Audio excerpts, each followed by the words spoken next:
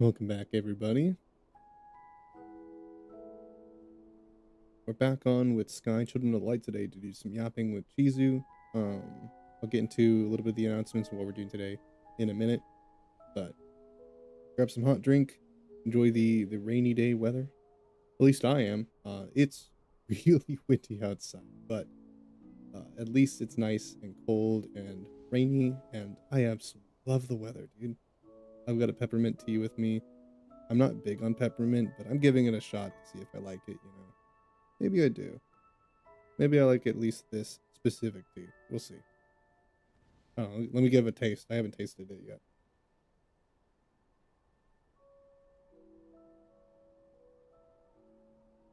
You know what? As much as I don't like peppermint, this is not bad. It's subtle. It's how do I describe it? Well, it's tea. It's like it's got the peppermint of like a candy, but without like the aggressive sweetness, and it's not super strong. I think that's the thing about peppermint that I don't like, is that it's so strong, you know? It overpowers pretty much anything you put it in, and it's usually with chocolate, and it's like super sweet. But this one is just subtle. It's like it's just peppermint. That's all it is in tea form, and it's actually pretty good. Not gonna lie. Would I drink it a lot? Maybe not, but at least today it just fits the vibes, you know. Hopefully everybody's doing well. It's just gonna be a very chill day today, very cozy. I get to play Sky, and I can't wait to show you what they've got in store for us. I have no idea, so I'm just as excited as you guys are to see what they have. Um, I did immediately see that the home area, at least, is completely covered in snow for all of winter. Um, or at least until the January 1st, I think is when the event is done. So we get to just kind of play with that for a while. I'm not going to be like hardcore playing Sky like I was during the Halloween event. I got other projects that I want to do. I have 2 art projects that I'm doing on stream, of course, and I have a few other games that I need to get into as well. So don't worry, we're not like doing Sky every day like I was. I will be playing it every now and then, just if I feel like relaxing and just, you know, especially when the art projects are done. I want to get those done first, and then I need to do Lost in Prayers review as well, which I'll get to eventually. I'm going to cover all of the things that are in the Arsenal update for that game. If anybody doesn't know what Lost in Prayer is, or they are interested, I make a lot of content for 9 Studio specifically. They have 3 major projects going on right now, being Lost in Prayer. Outward 2 is the big one. They just did a playtest. It was a lot of fun. Um, and Witherbloom, which we don't know too much about yet. They have shown us a good bit of the game, but like it's still long in development. We have no idea when it's going to come out. But if you are interested in any of their projects, they're a very small indie studio, and their games are very fun. We've been keeping up with their progress a lot. I have a server or a little section in my Discord. You guys can catch up and see what it's about. But yeah, I'll be checking out Lost in Prayer probably tomorrow. I think would be a good time to do it. I gotta do my research and most likely make a YouTube video based on it. Um, but anyway, without further ado, let's get into Sky. Chizu is gonna be here today. She'll be here until late tonight. So if I'm streaming super long, which I probably will be, we'll just hang out with her. She's usually here a couple hours after I start, so she'll be here pretty soon. But just hang in there. We'll probably just like pop in and be super exhausted. But anyway, she's finally back from Japan, so I want to welcome her home, you know. She doesn't want to do anything big, so I figured what better than to just yap, you know. But anyways, I have the game ready. Let's get into it. We're gonna do a candle run. I'm also, well, first, before we do our candle run, let's go check out the Christmas area because I haven't seen it yet. I don't know what the cosmetics look like this season. If I want, actually, no, you know what, let's do before we go there. Let's actually take a look at the cosmetics already. We can check them by going over here and just putting them on. You can try all this stuff. It's pretty cool. So let's see what they've added. Probably new stuff. That's my emotes. Probably some new stuff here. I did see the snowboard. That's probably an IAP, isn't it? Apparently you can snowboard like everywhere while it's snowy, which is kind of cool. A cello. Very neat. Some instruments. What is this? Oh, ramps, I think. Or whatever those are. That's cool. Okay. Chair. That little dude. Oh, it's a little snowman in a bucket. That's so cute. You can make a snowman?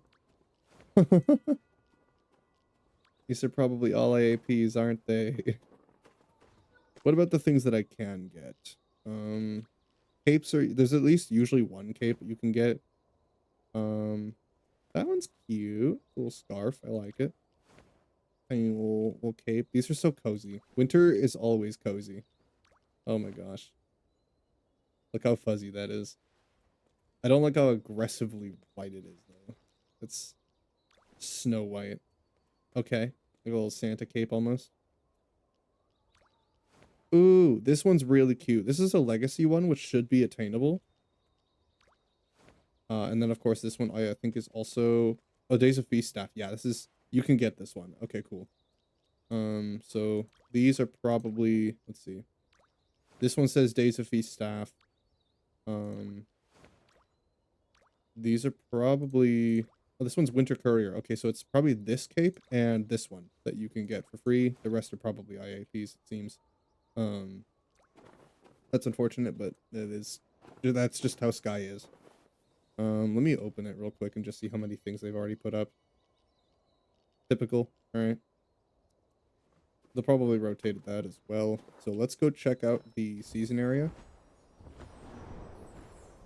and see what they actually have for us. I just wanted to see the capes and like the extra items because those are usually like the coolest thing. But let's go check out what they have.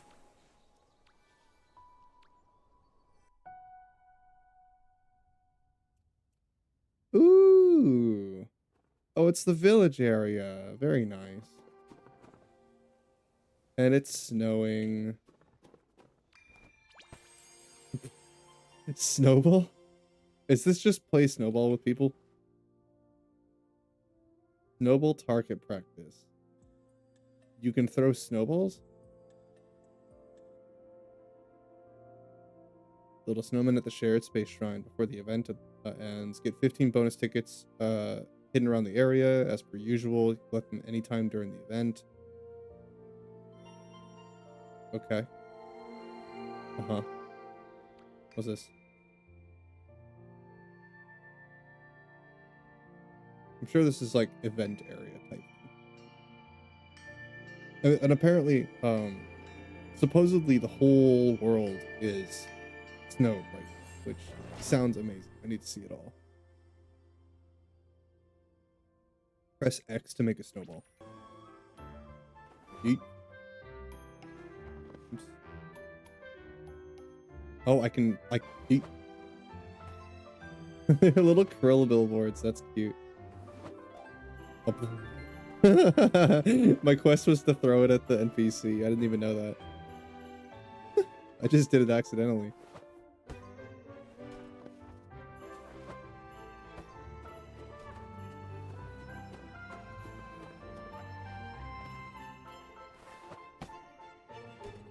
I'll take all that. Thank you. Look at all the krill.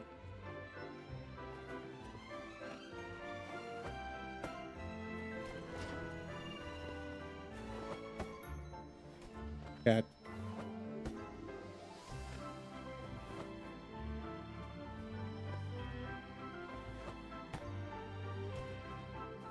Just dumb fun. That's cute. So I imagine you can make snowballs anywhere then during the season. That's so sweet. Did they do that before? I feel like this is something they've done before, but like I'm almost never here for the winter event. That's the thing. This is just the one time of the year that usually I'm busy playing other games. Like every game's doing winter stuff, and usually I was more interested in like Overwatch back then, so I was never playing Sky during the winter events. But I was almost always here for Halloween. So yeah, I don't know. I don't know that there's ever a winter event that I've been here for, which is kind of sad because they are very fun.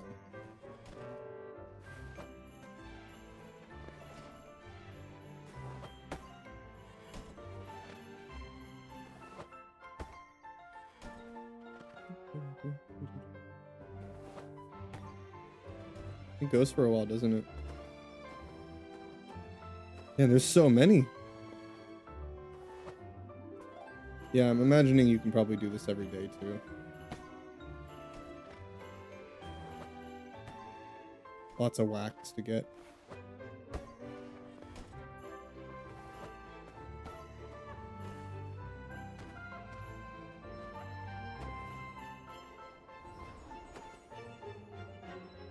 How long does it go?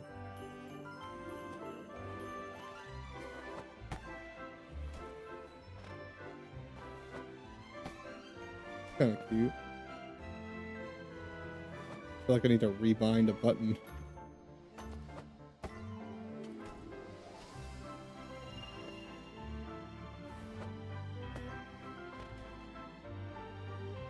Eh. The wall's in the way.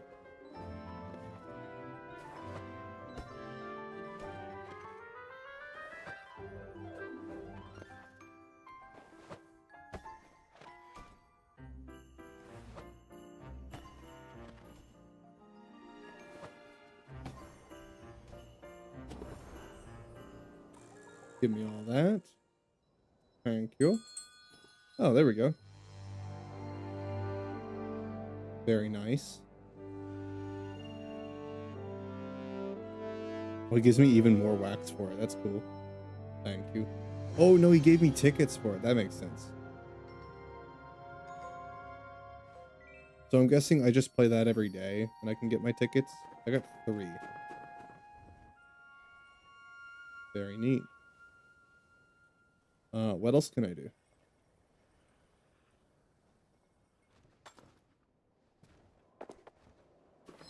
Hello?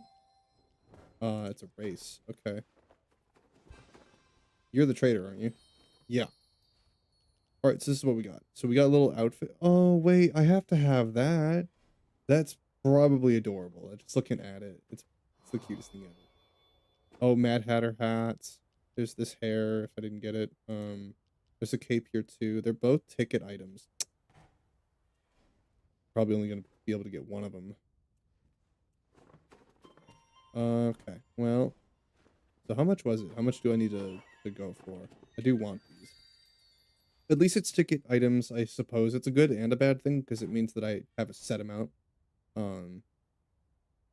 But at the same time, it only takes me like 5 minutes to do. So at least if I'm not streaming it, I can still log on every day and just crank it out and not have to put in a bunch of time. It's a lot easier. I'll take all my spells. Thank you very much. Even for the items that I already have. It looks like the Alice event accessories are also here. Welcome in, Lamb.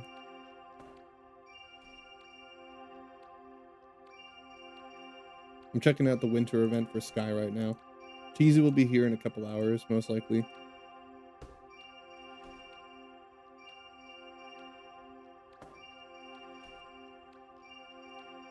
She's starting later.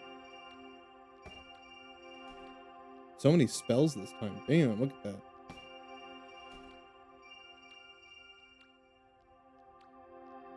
Yeah, all the items are locked behind the tickets, so it looks like I don't at least need to candle grind for them. There should be more than one trader, though.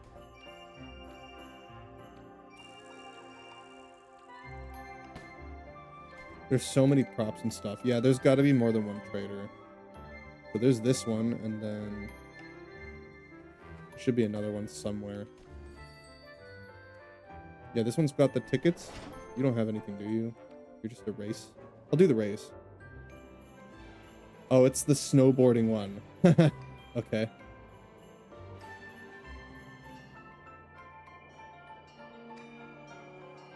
They gave me the little mitts. Oh, that's how you pick up the snow. Okay, so yeah.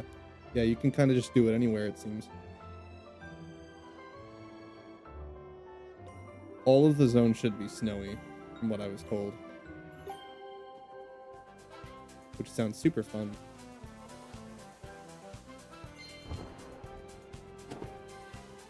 What would Wasteland look like snowy?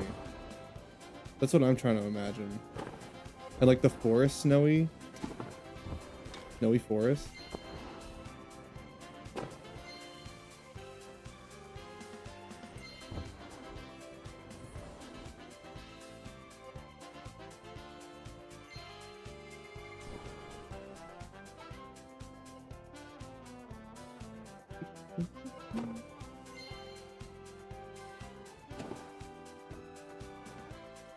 I don't have enough speed.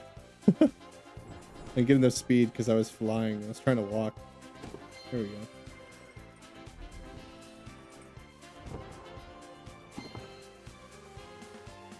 Oh, there's a ticket right there. Okay, they look like snowflakes. Gotcha. We'll go find them in a minute. More tickets. Wait, does this just passively get tickets? No way they did that. There's no shot they did that. That's probably just the race.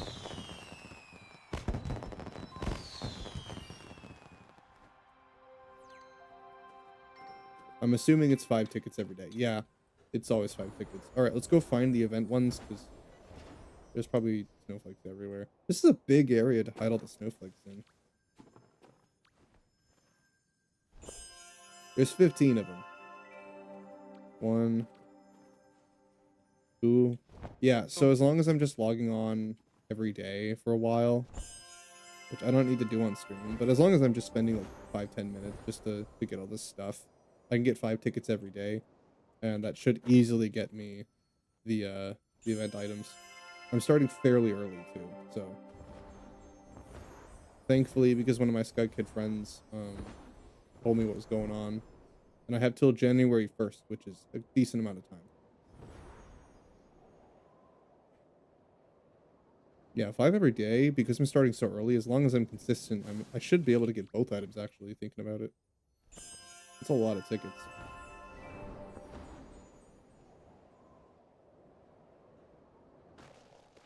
Is that 2 tickets I saw? Yeah. That's 5. Oh, sorry, I forgot to... I had my laptop off, my bad. Better entertain you. Infant Missing Rupees concert and Peak. I didn't see that. Oh, Gonna be I did see the Iron Mouse joining him, and you can get her hairstyle. What's up? I didn't know you were popping in. Yes, I'm here. Iron Mouse joining him, and you can get her hairstyle. That's kind of fun.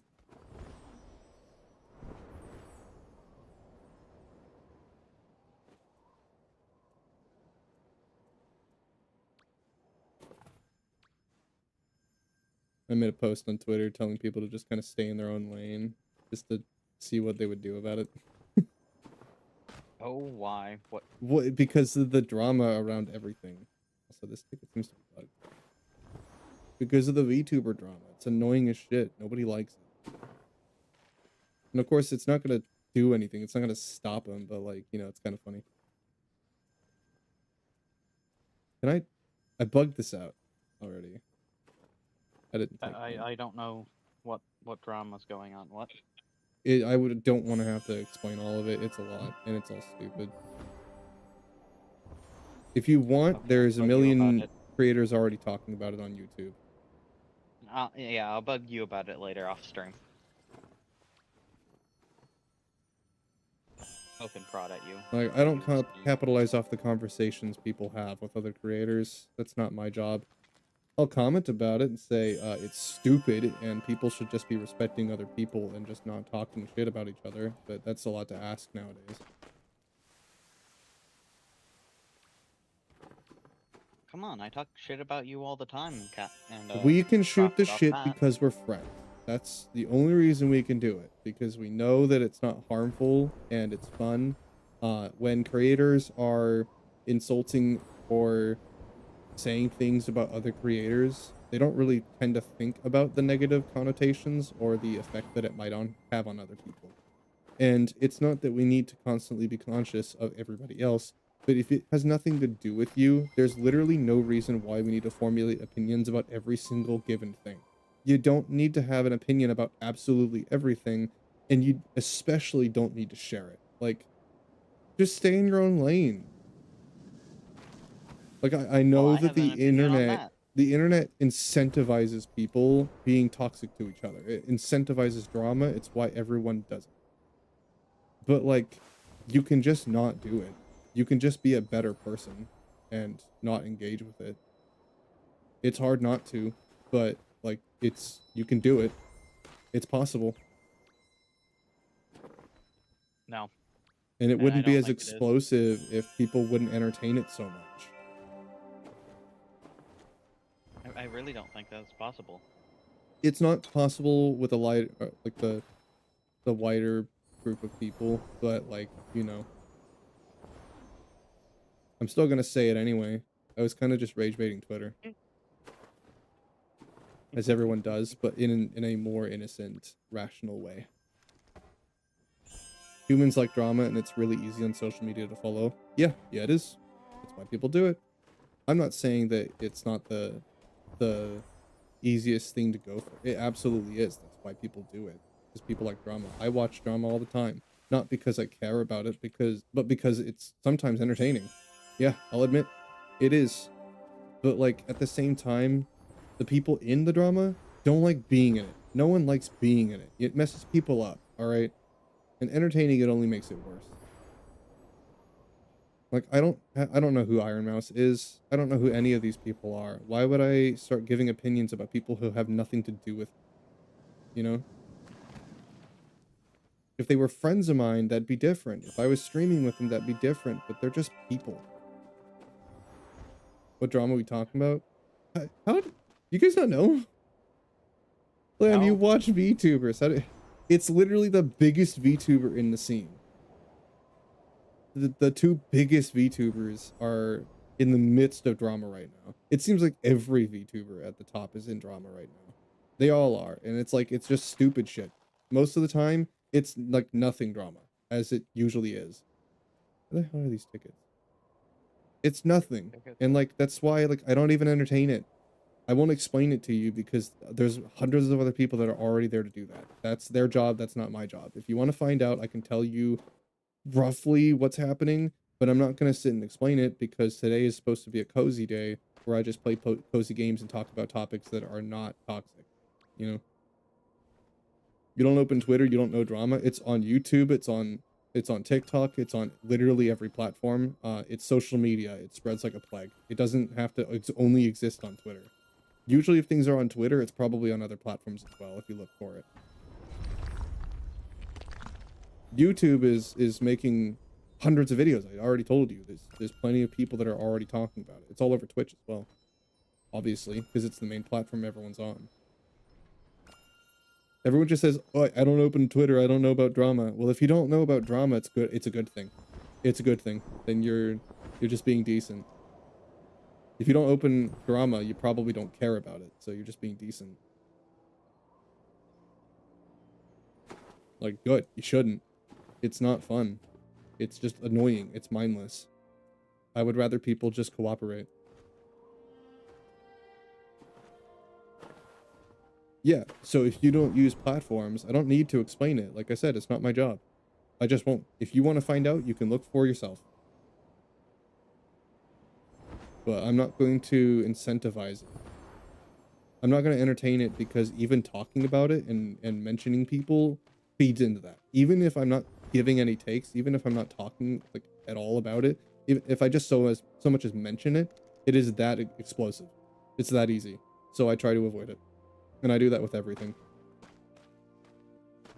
It's not my job. If people want to talk about it off stream, off camera, unclipped, they can do that. But I'm not going to entertain it on the internet because people just feed into it. You don't even know who? Good. You shouldn't.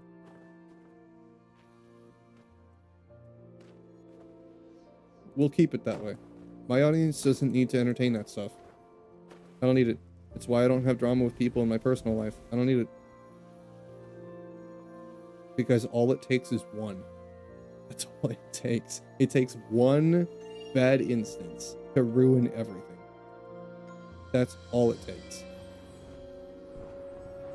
One negative take, one bad interaction with a singular person. That's it. I don't entertain that.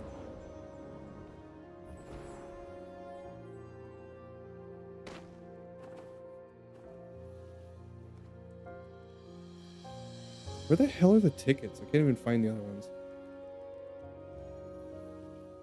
It's such a big area. They want me to find all these tickets. I imagine it's all by the town area, but like I don't see anything.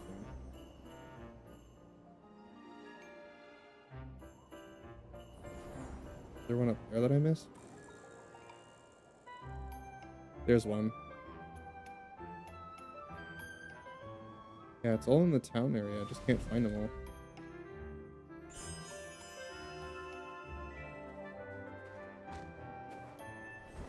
Yeah, it's only one ticket I'm missing. It's gonna bother me if I don't find it, though. It's gonna bother me.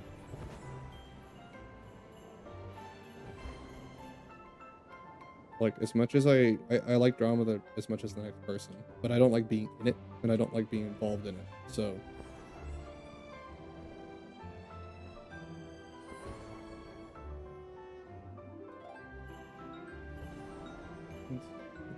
What the hell is it? I've scoured the whole place. It's not up in the mountains, is it? Or like just hidden in a house or something.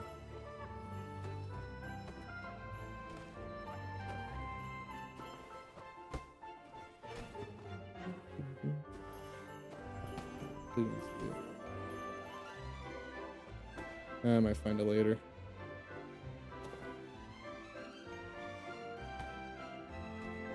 I'll find it later. I gotta go do my candle run.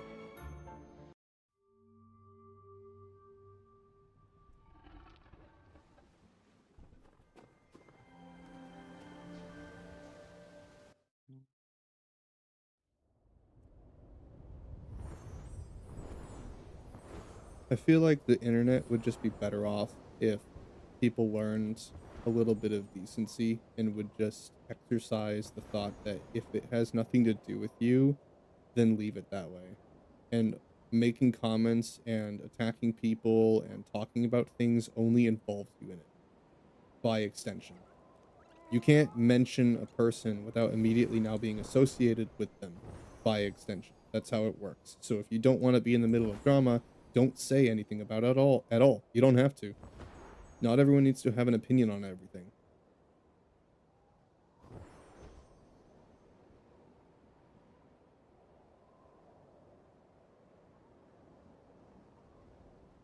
And that's hard for me to say, not because um like it's hard for me to do. No, it is. I just don't care. Like I'm unbothered by what other people do. I don't like limit myself by the opinions I have about things because it has nothing to do with me personally. It's hard to say because positivity on the internet is pushed back a lot. It's punished. It's like if you're not constantly making drama or talking about stuff and you don't have a fully formulated opinion about every single given thing, people hate you for it. It's like positivity doesn't get as much push in algorithms and conversations as negativity does. So I'm putting myself at a detriment because I've got a moral compass and I like to think that it makes my community better. It makes me better. Just dodging that kind of stuff, you know, and staying out as much other people's way as possible. It's just it's not an L take. I think that's just something. It's just being considerate. It's just being a person. It doesn't mean that I won't try to solve problems when they are there. When it actually involves me, it doesn't mean I'm not going to run away from a problem. If it actually needs to be solved, I'll do it. But if it's not my issue, I'm not going to make it my issue by talking. That's crazy. Wow. It's nuts. And it's hard not to do. Like I said, because this stuff is really interesting. It is. Absolutely. I watch Asmongold on the side, you know, because he talks about politics and stuff, and I engage with it a lot. That's what I do in my free time. I watch video essays and things covering these topics, but I don't talk about it on stream. It's like I can go from the same hour of watching something controversial to going on stream and just being cozy. It's hard to do, but I do it. I feel like it just wipes out all the toxicity in my life. It really does. And it prevents me from ever running into people like that, you know?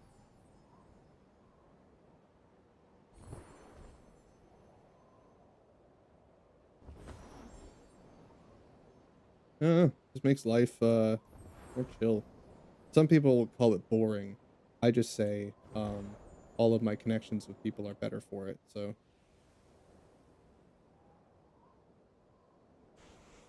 makes everybody less judgmental of each other.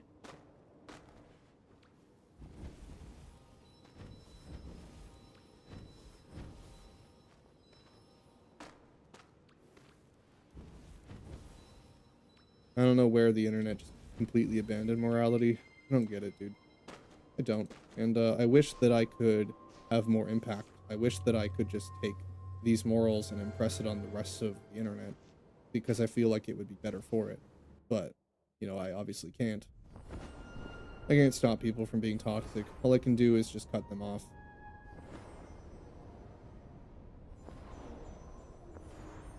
Keep it out of my community. Don't want to hear. Anyway, what's up with you, Spicy? No, hold on. Yeah, clearly, since you popped in today, I didn't expect you to. I'm here waiting for Chizu.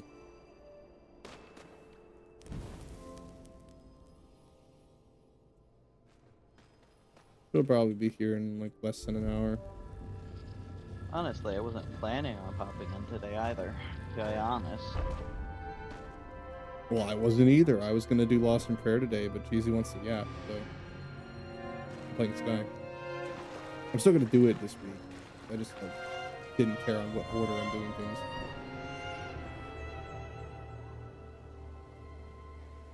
I like yapped. I do I think too. I'll yap you and her. Yapping's good.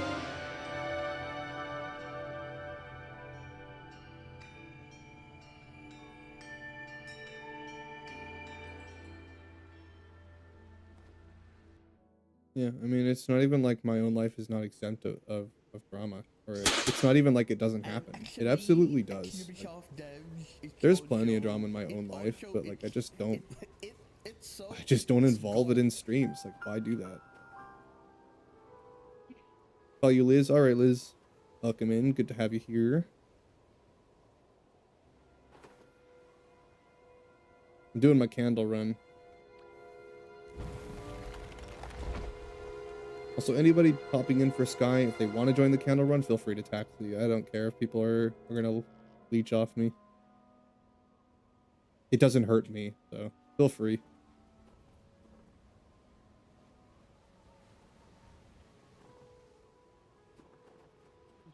Blocks of snow. Oh my god, I'm getting stuck. Sky, come on.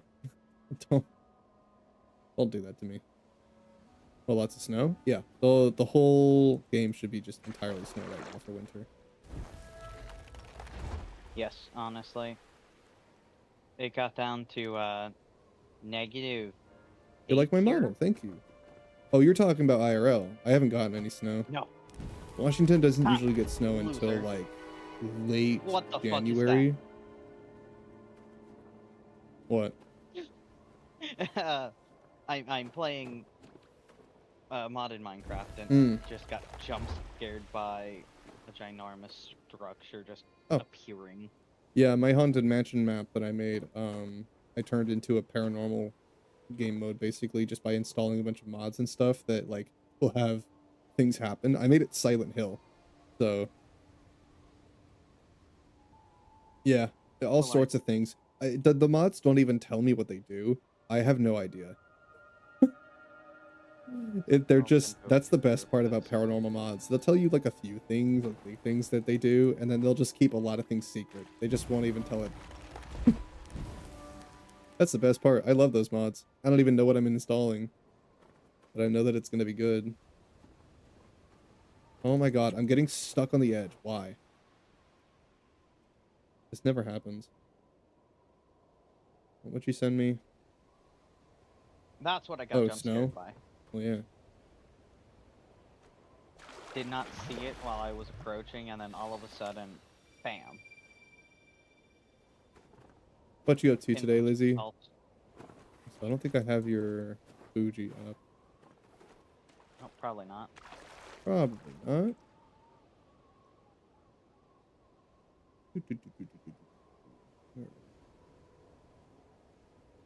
I do have it up. It's just not working. Where did I put you? Where did I put you? I guess I'll just make a new one real quick. Alright, give me a sec. I gotta put Spicy on screen.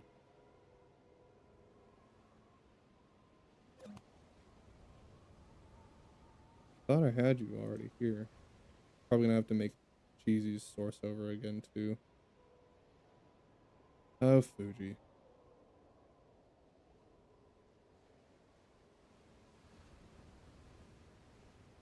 There you are. Oh shit, that's a Put spawner. you Fuck. here. And I'll put Oh. Cheesy over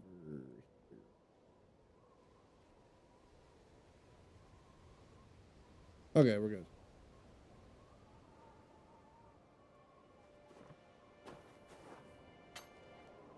Yeah, so I rig and design all of my models myself, and I'm working on a Live 2D one soon too.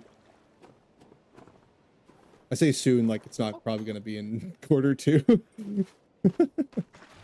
I was about to say, how is that coming along? I haven't I'm heard you still in the talk art about it much phase, at all. but the neat thing about it is that because it's such a long-term project and because I'm still a new artist, my art is just progressively getting better as I'm making it. So, like, it looks fine now, but like I'm changing things like as I go, as I'm learning more things. So, which is it's pretty cool. I haven't worked on it a lot lately because I started your model and then I started doing artwork for Mason's birthday. So I've been doing that, but Oh, how probably is towards Mason's birthday the art coming end along? of December, I'll pick up the project again and start doing regular updates on Patreon again. How is his? That one's a lot of fun. I'm gonna try doing some comic book style and more scratchy line art, which Ooh, is counter to what I that'll look normally nice. do, but we're gonna see what it looks like. It's easier. Doing the more dramatic and bold line art that I do and all the stuff that I do takes more time than that, so I'm just doing that to see what it looks like. I'm thinking about using Persona 5's shading style of how they'll take their deepest parts and they will blacken it instead of using a color. I always shade with a dark color, right? Contrary to whatever my light color is. But they just take black for their darker areas and it contours all the shapes and stuff, and it's such an interesting art style, and that's what a lot of like older comic stuff do.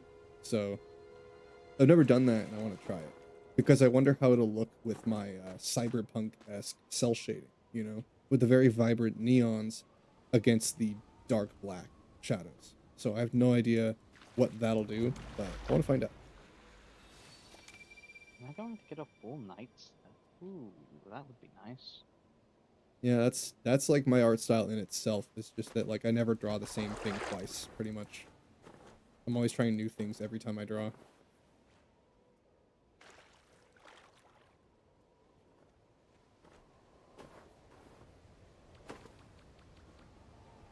I mean, like I'm still new to the art thing, so you know, I've only been doing it for like a year and a half.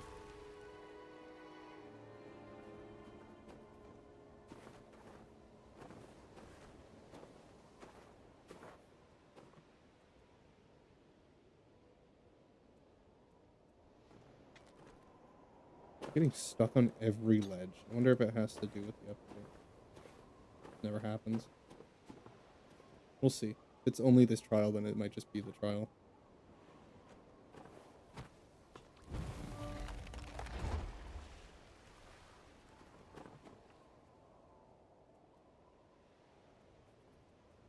Yep, I'm just doing a lot of artwork lately.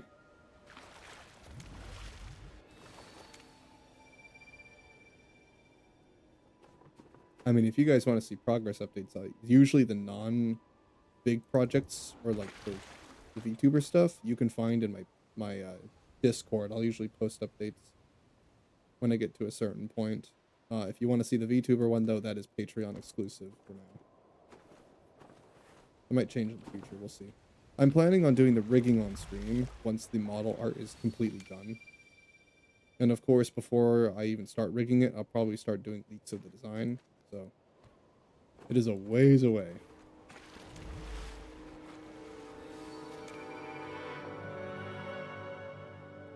I also do need to figure out how to rig before I go start streaming it. I need to do like a bunch of, you know, learning. I'm learning all this stuff overnight pretty much.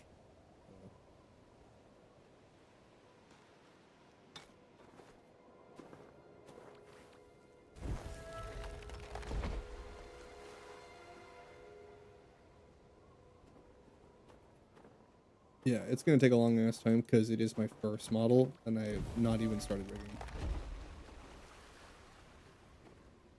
I mean, first live 2D. I've made plenty others. I was gonna say, you've definitely done more than just this Oh one. no, I've done a lot of models, but mostly PNG, which is significantly easier. Funny enough, it's the same process as live 2D, making PNGs. In simple explanation, you have to take any parts that are moving about your model, like limbs and the head, and you have to cut it off of the rest of it. So it has to be detached, and you basically will draw everything separate, and then eventually you'll rig it all together. And you can make pivot points and make it kind of move. That's how you do it. It's like, I think they call it puppeting, because it kind of is like that, but you have to chop it up. Unlike PNG though, Live 2D applies its own physics settings and engine completely. It has its own unique thing, and there's nothing else like it. So you're taking a 2D image and you're telling the computer, I want you to move this thing and squash and pull and turn and make it simulate 3D. And obviously, the more you do extra and the more parts you want moving, you have to cut it up more and more and more. And then it's like, yeah, instead of doing 10, 20 layers, I'm doing, what am I at right now? I don't even know what I'm at right now. I have way too many. But like, let's just take example the eyes. Like, obviously, I don't rig the face as much in PNG. PNG, I just have to make different toggles essentially. So all I'm doing is I'm making different facial expressions, and then I'm just attaching them to a key on my keyboard. With Live 2D, it's reacting to a camera. So it needs to be separated from parts that move, and the eye has a lot of movement. A lot. I feel like there's more rigging going into my eyes than there are like the rest of the model. I'm not kidding. It is crazy how much I have to chop up the eyes and rig them. They're insane, but they are the most important part of the model, right? So you have to cut it up from the top of the eye, bottom of the eye, corner, lashes, pupil, sclera, and all of that needs to be separate because the eyes don't move together. So you're doing that for both eyes and rigging them all entirely separately. And they're tiny little parts that have to be very delicately put together. That's just for the eyes. That's not even the rest of the face and the head. There's more work put into my freaking eyeballs than there are the rest of my models together. Yeah, and that's not counting all my art layers. I didn't used to do so much rendering, but because I'm way better than I was at art now, yeah. Line art layer, color layer, shadow layer, and lighting layer. 4 layers for each individual part. So take what probably would be 30 layers of line art and multiply that by 4.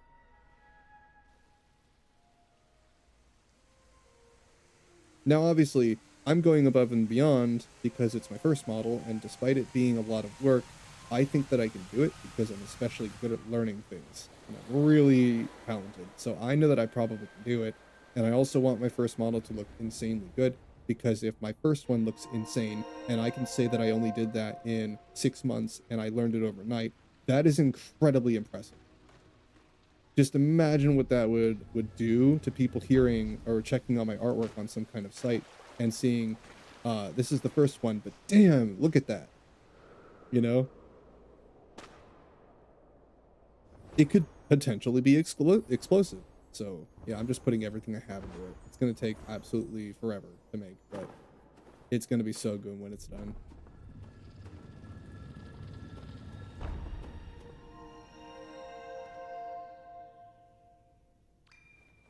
Obviously, I'm so sick of the model I'm using, and it looks good. It's not that it's a bad model, it's just that all of the design is directly on the body, and I have to draw all those lines every single time I draw this model, and I just can't do it anymore. I can't. Can't do it anymore. No, I was doing the one with Mason. I Driving took me insane. one deep, long breath, stared at it for like 5 minutes and said, you know what? I'm calling it a leak.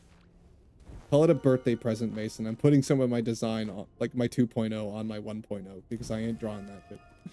It's still my 1.0 model. He's just wearing some of the aesthetics from my 2.0. Call it a leak. I'll be right back. Right. Yeah, just call it an art leak and move on. I don't want to draw that stuff. I'd rather just draw parts and get people pumped up. It gives me an excuse to just avoid drawing the body lines. I don't want to do it. I'm lazy. Like, I'm already putting too much effort into my other drawings, you know? I don't want it to take forever.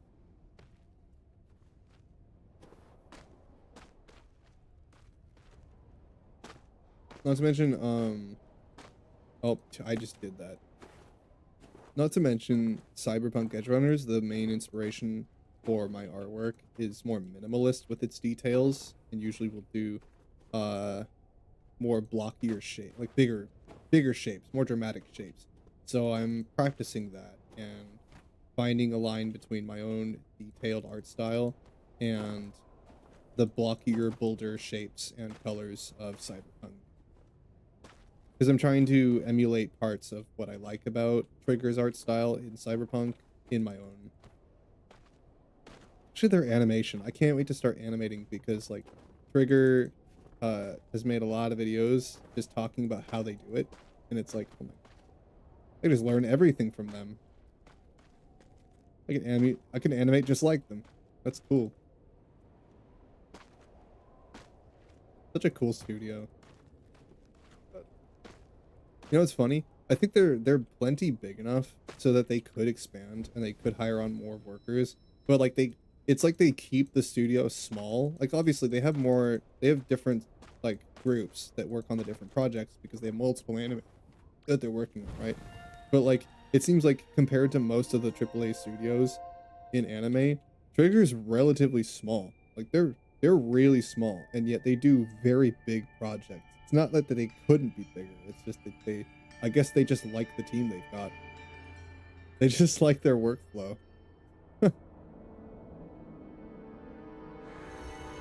done a lot of research and learning from Trigger, and I learned that when they hire on people to work at the studio, they train them on the animation style, which is like the thing that stays consistent amongst most of the projects, if not all of the projects that Trigger does. It's all kind of the same animation style, but the art style is the thing that changes most because it's not the same people making everything. But they all do learn the Trigger animation style. So like that's how they train their new workers and all their new artists. It's cool. They spend like a 6-month period teaching them all the animations and stuff, and then that's about it. And then just get right to work.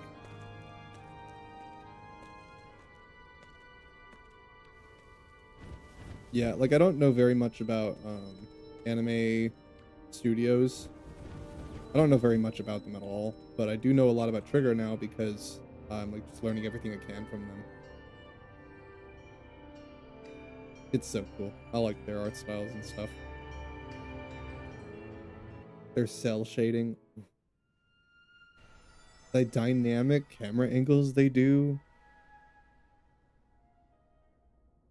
For like absolutely everything.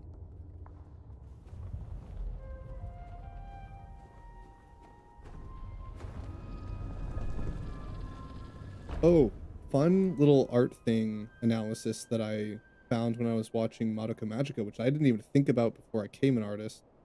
And now that I've become one, I noticed that they almost never do wide camera shots in Madoka.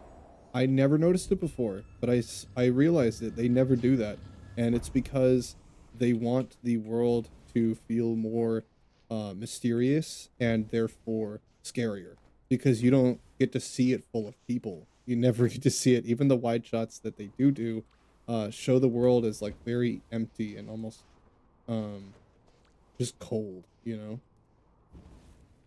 They do that intentionally, and I'm like, that is such a subtle thing that I never even noticed.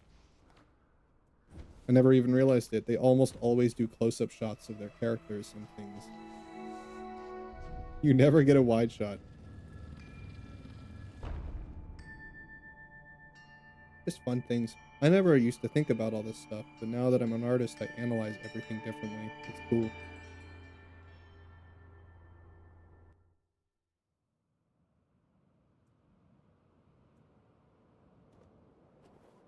I was talking about talking to my sister how a lot of people treat um, AI along with like other art tools that we have nowadays and programs and stuff to do their artwork, and I feel like on some levels it can help you a lot, like finding references and things and getting ideas. Oh, that's great. It's an aggregate. It just puts a bunch of things together based on what you're asking to do, and can make some really dramatic styles. Funny enough, my current model, the 1.0, was based on some AI art. I got the idea for the body lines from AI art because of how dramatic and random it was with it. So I just kind of I went with that idea. Did I copy it? No. But I used the themes to like kind of design mine. And as a tool, I think it's fantastic, and that goes for basically everything. But I feel like the amount of things and perspective and everything that art teaches me just by having to learn it is completely lost when you're um relegating the process to a computer. Like when you just remove the need to learn all these things, I wouldn't see movies and animation the way that I do now because of me having to learn all this art stuff, because me having to struggle to look at perspective and do realistic drawings and all that stuff, and the process that my sister even put me through. She basically like kind of as a trade-off to her is that I'm not just learning art from her. I'm going through all of the motions, you know. There's no cut corners, there's no skipping it. I'm learning everything that she's telling me, you know. And I hate it, but at the same time, I realize like the things that I learned through it and the ability to just now have like anatomical knowledge so that I can just kind of not have to think about it. Like once I get really good at it, I won't have to think about um I won't have to think about the perspective and anything like that. I'll just do it. It'll just be natural and I can focus more on the art style itself, you know? But it's like everyone wants to have a formed art style. Everyone wants to just get into it as quick as possible, and I totally understand it. But I feel like part of the art itself is the process. Like you can't hate the process. I mean, you can, but you have to understand like the importance of it, you know?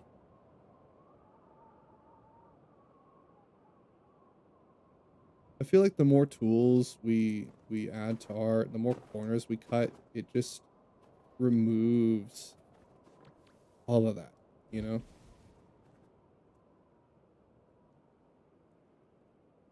You could say the same for music too. I mean, you could say the same for photography. Like it trains you to think differently about everything. It changes your perspective on pretty much everything. And I feel like most of my um easygoing attitude and mentality I have about things nowadays is not just from streaming, but artwork as well. I think that a lot of my positivity that I have nowadays and um moral guidance, I guess, comes from artwork. It does. Oh my god. This game is not a platforming game. This trial sucks every time I do it.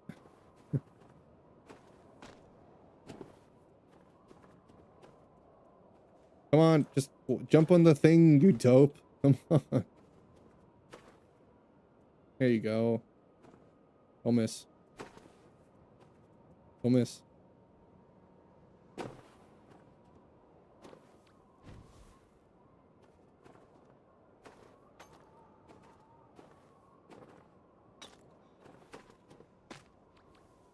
You know what I think?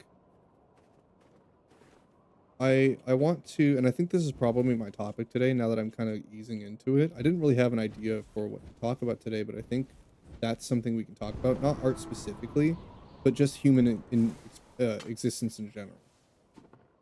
This is something that I think people have just completely undermined because we've we've conditioned as humans, we've conditioned ourselves to prefer convenience to effort and necessity. We prefer convenience in pretty much everything, and it makes sense and fair enough. In many ways, it's fine and convenience is good, but in a lot of ways, it's damaging. Removing the process for things, not tedium. I want to separate tedium from um like experience. Some things are meant to be experienced. Some things are meant to be. And it's like I feel like removing a lot of the process to things, small or big, removes the part of the experience. Like for example, I tell you guys sometimes about how I video game collect, right? It's not just about reliving my childhood. It's not just about the connections to the games themselves, but it's more so the fact that I can take the game cartridge out of its game box. It's decorated with game art unique to it. And then I have all these pamphlets and things about the game, guides, secret things. Um, and then I just take it out and I put it in this handheld or I put it in my console. It's a disc, and it's just like this. It's a tedious process, but it's a simple one. And I feel like part of the enjoyment of the game comes from the just simple act of, you know, taking the game out of the box and putting it in the console. And you might think that's stupid, and many people prefer online. And it's like it's just an example of something that we just completely forget about now. Because like most games nowadays are just put on digital and they don't even release on physical. Like it's actually kind of rare now to see AAA titles launching on physical. Yeah. Did you know Fortnite, fun fact, did you know Fortnite had a physical copy and it's worth like $4,000 or something like that? It's thousands of dollars. It it had a physical copy at one point. There's YouTube videos about it. You should totally go watch them. They're very entertaining. I don't play Fortnite, but it's fascinating to think that a game like that we thought was entirely just digital did actually have a physical release at one point. Fun little fact to throw in. But going back to experience, I think that everything is just meant to be experienced, and part of the mundane um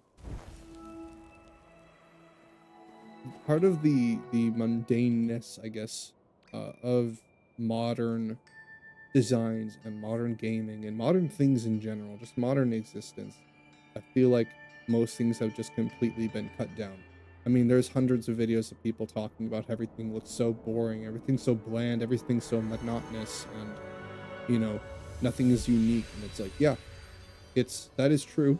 Um, Everything's been driven down to minute, like corporate. It's just everything is meant to just sell. It's just meant to sell a product. Nothing is unique anymore. Nothing's inventive, and it's like I feel like part of that is the experience itself.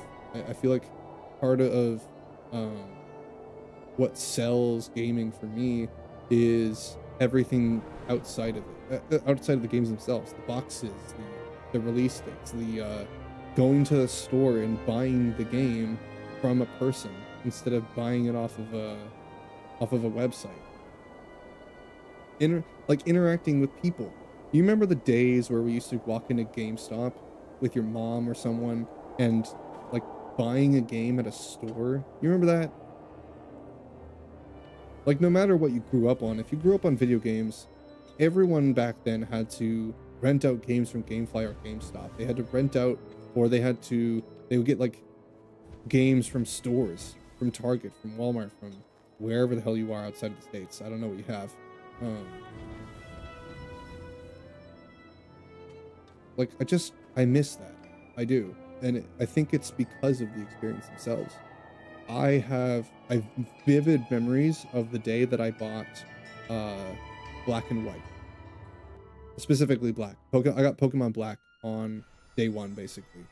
I was lucky because my like it launched in November. I don't remember the year, but that was when my grandparents, I think, were buying presents for me, and they decided, you know what, we'll get you a game. And I'm like, hell yeah, dude. There's this one. I've wanted this. Can I have this, please? And I did. And I remember going into the store getting it and popping that thing open immediately on the car ride home. Like, dude, I remember that, but I can't bother to remember any of the times where I get new games outside of that. Like, I don't remember what I do the days where I got Elden Ring. I don't know what I did when I got BioShock. I don't know what I did when I got like some of these other games. I don't even think about it. I just have them. And I feel like I'm far more detached from these games than the ones that I have physical copies of, because every physical copy was acquired somehow through other means, through a game store, through online, which you would think is kind of the same thing, but waiting for it to get here and then finding it in a box even, compared to just installing an online key, dude. It's the process. It's like people who collect vinyl. Like, yeah, you could play all those songs in HD quality on on your streaming apps. You could, or you can own a physical, like literally physical copy of of music. It's ingrained into the freaking disc. It's grooves in a disc. It's literally music in its physical form. And it's like for vinyl players, and I know this because my sister's a big vinyl enthusiast. And like I don't get it myself, but at the same time I do because I'm a video game collector. Like I get what she does it, you know? I can understand the uh argument that it's a process. It's an experience. It's something that she gets to play in, and it's got the grainy audio. It's you got to be careful to not scratch the disc. You have to take care of them. They got the boxes or the I guess cardboard sleeves or paper sleeves that they usually come in with like artworks and song lists on it. And you got to like find the grooves on the vinyl to figure out where the songs start and stop. And it's like it's just a I could just boot it up on my phone in the search bar and play it instantly, or I could spend 5 to 10 minutes trying to get the song going. You would think it's stupid and it makes no sense. Most people don't care about that, and that's fine. But like, you know what I think it is? You know what the best, most relatable example I can think of for most people would be Studio Ghibli movies. Guys, what makes those movies so good? What makes them so cozy? Is it the art style? Is it the music? Well, yes, those are both true. They're fantastic. They're incredible. Visually stunning and musically, oh, they're just masterpieces, you know? But it's not just that. I think what makes them so cozy, so enjoyable, is that The Ghibli fuckable movies characters. are, no, Ghibli movies are full of frames upon frames, just seconds long moments in between everything happening, sometimes together, where just nothing happens. It's just some dude making food, and instead of like the cooking process, it's literally just they're just setting the table. What? Usually in anime, the table's already set, right? They make the food and then it's already on the table and then they go and eat. And like something's happening in the middle. No, with Ghibli movies, it's they're setting the table.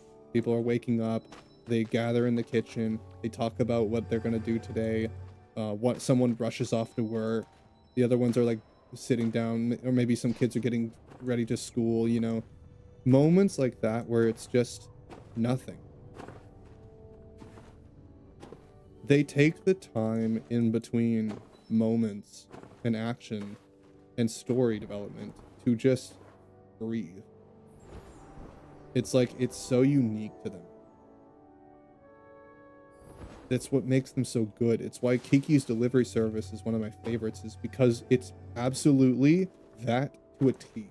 Most of the other Ghibli movies just have those moments, but I feel like Kiki's Delivery Service is entirely made up of those moments. It's all like there's basically no action. There's a few moments of like excitement, but like for the most part, Kiki's is just a story about this little witch girl that left home to try and find a town to live in, and she ends up with this found family, um and she starts making bread and things at a bakery, and she's like delivering things, and it's cute. She sets up her own little shop, and it's like that's it. There's no, like, yeah, there's that scene towards the end with the air balloon, but like that's it. There's like one moment of action.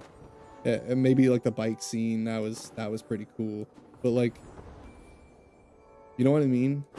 I think the reason why those are so good, and you never really think about them outside of those moments, but in those moments, it's like you just don't really think about it. They just, you know, they're just cozy nothing moments that people usually don't stop to consider. It's a hallway to your class. It's a sidewalk to the store. It's a moment where you don't think about or take the time to remember. But they're important because while you don't think about it, they are experiences and they're meant to be experienced. I feel like everything has moments like that. Life used to be full of moments like that, and it's why growing up nowadays, many of us feel like everything is so mundane. Nothing is fantastical like it used to be like when we were kids. I don't think it's just childlike wonder. I don't think it's like us being adults now, because this is a sentiment that is true more so now than it ever was before. If this was just something that everyone experienced and it's just childlike wonder, then every generation would be having the same problem on the same scale. No, it's the worst now. It's everything that used to be so bright and experienced, and everything was technology back then, literally 10 years ago and before, was made to be experienced. The development of it was for entertainment and experience and convenience, yes, but mostly experience. That's all technology's ever been. That's how it's always ever advertised. They didn't sell us just a product, they sold us the experience of the product.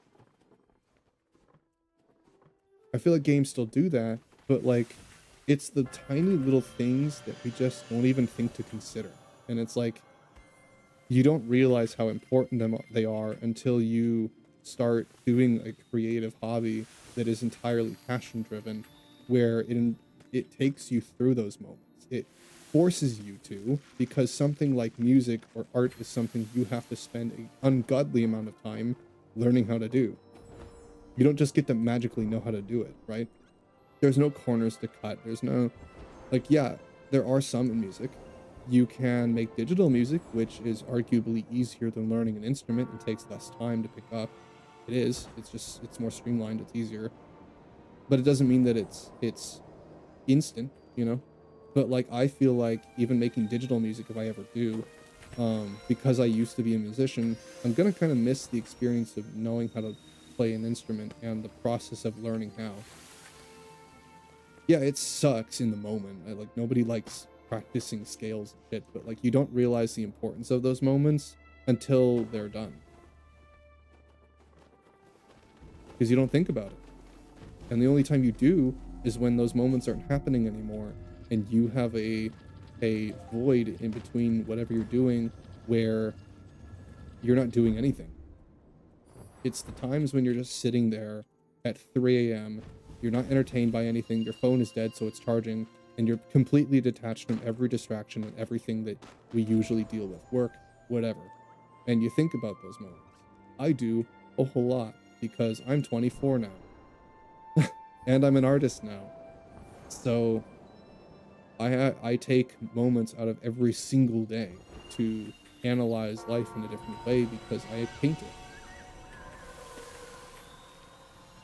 And I didn't realize until recently that those moments in life are gone.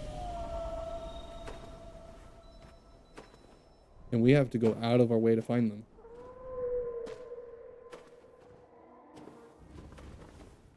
And we just don't even think about it.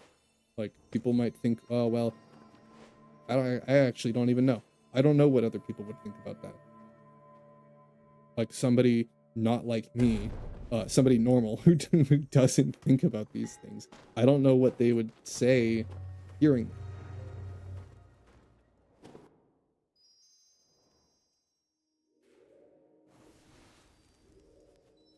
Because it's a shock, isn't it? I mean, realistically, think about it. Spicy, can you tell me about every moment that you've ever had getting a new game nowadays. Can you tell me about what you did the same day you bought Clear Obscure? Played it. No, but what else? What did you do? I didn't actually buy Clair Obscure. Just, okay, take a game you bought. So. Can you tell me any experience of a game that you bought recently and played? What did you do before you played it? That day? Debated. That week? Debated on buying it. Gave it a few days. I can go back about 3 days. I can tell you about the day that I got all of the Pokemon games I have on my shelf. I can tell you about how I got them and kind of what I did. I can remember them, but I can't tell you anything about how I got BioShock. I can't tell you what I did when I got Overwatch. I can't tell you any of those things. And yet those are much more recent than when I got any of these games on my shelf. Those games some of them are over 20 years old. I've had them for less, obviously. I'm 24, the math doesn't math. But like, you get the point. They're all a decade at least. I've had them for a long, long time. Some of them when I was 6. Really early, yeah. But I can still remember the day that I got them. Why? Because there was the drive to the shop. There was the excitement of being told I can buy a game. We go to the GameStop. We buy the game. I'm in the car. I immediately pop that bitch open. I take that right out of the box, put it in my handheld, and for the rest of the day, you know exactly what I'm doing. Or if it's my Wii game, ooh, I'm staring at the box art. I'm looking at the disc art. I'm looking at the pamphlets inside the box. I'm doing all of that stuff, and I can think about like the days that I got them because they usually were sentimental moments like birthdays or holidays. Yes, they were usually synonymous with something exciting, but like that is just part of it. It's just the fact that like there was that whole process. Even when I'm buying games, like I bought the BioShock collection. I played it on digital first on my brother's Xbox, and then when I finally decided to get the collection to play the rest of them, I bought it off of actually no, I think I got the BioShock collection from a GameStop. Yeah, no, I found it at a GameStop for like 30 bucks. Oh. Immediately played Infinite that day, and then, you know, like I can remember kind of those experiences and what I felt, but I can't bother to remember how I got most of my games now, because I just get them. People just give them to me. There's no sentiment attached to it. There's no process of me having to deal with the disc or anything like that. There's no excitement of having to wait for it to come out and then get delivered to me. There's none of that. There's nothing. I just get them. They just come to me. And it's like, to most people that's not a big deal, but to me now, because I realize how much life is meant to be experienced, I think about the little things, because those tiny little moments that we just don't even consider are way more important when we stop having them.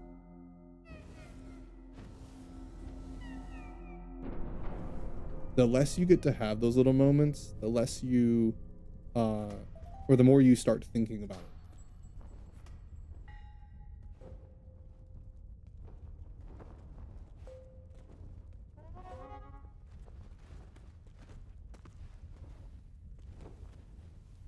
I don't do that stuff anymore. I don't go out of the house. I don't do anything.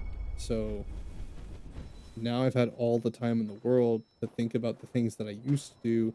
And then I thought, well, like the reason why they were so important was not just the games and the music itself. It was everything between that. It was everything else along with it.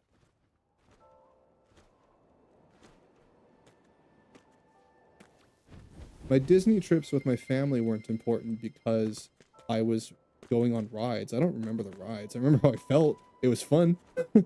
But I don't remember, like, the rides themselves all that well. Or individually. I don't remember individual moments, you know, or, like, standing in the line. I don't think about it. Yeah, standing in a line waiting for a theme park ride sucks balls. Everyone hates it. Nobody likes it. And I'm not going to say those moments are meant to be experienced. But I feel like it's part of it. It's part of what makes the ride so exciting when you finally get on it. because you have to wait for an hour to get on in Splash Mountain. Like, if you didn't have to do that, it wouldn't be as important. Yeah, you'd still enjoy it. It still would be a grand time, but the time in between is what makes, like, because of the lines at Disneyland, we always had to uh figure out a way to min-max the amount of rides we could go on. And it's like, okay, so we want this one, this one, this one, for sure. We need to get these. But it looks like the lines are way too long. Okay, what can we do in the meantime? What's good right now? And it's like, okay, let's get this one, and then we got to be in this part of the park at this time. And like, that's what I remember. I remember with my family having to figure out all of that. And in the moment, they suck and nobody likes it. But now that I'm not doing anymore, I remember that being part of the experience of going to Disney, because it was there every single time. It was unavoidable. It's literally every freaking every theme park ever. But like, Disneyland was the one that I grew up on, so it's the most remarkable one, you know. And it's like, I don't just think about the rides. I don't think about just the time that I spent with the family. I think about like everything we had to do in between.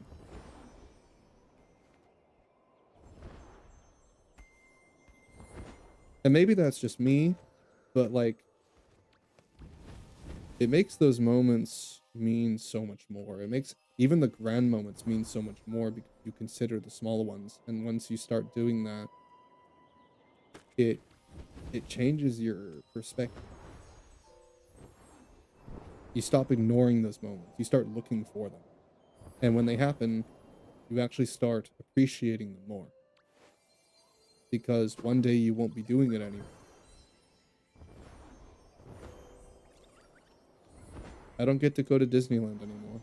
That was part of my childhood that I grew up on extensively. It's what made my childhood, honestly. Disney and Disneyland as a whole. That's what I got. We were broke as shit. We didn't get to ever do anything else. I barely had any possessions. But what I did have was yearly passes to Disneyland. And every year we would go.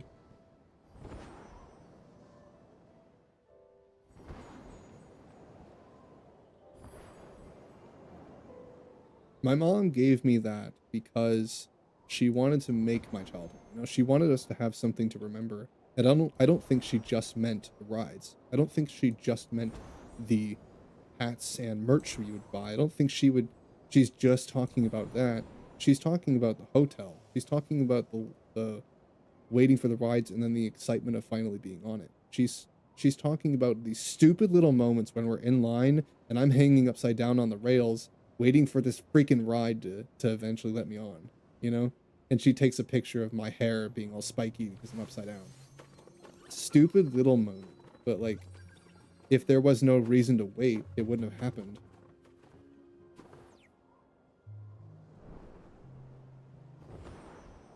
I'm pretty sure she still has that picture. I thought it was stupid when she took it and I hated it. But like, I think about it now. Why do I just suddenly think about that? Well, because I do it a lot now. Not just because I'm older, but because I realize now that those moments are gone, they are so much more important than I ever thought about. And now I would give anything to go wait in a Disney line for an hour with my family. And it would be baking because it's California and it would suck. But you know what? 10 years later, I'd probably think about it. In the moment, they're horrible. I hate them. But like, you see what I mean?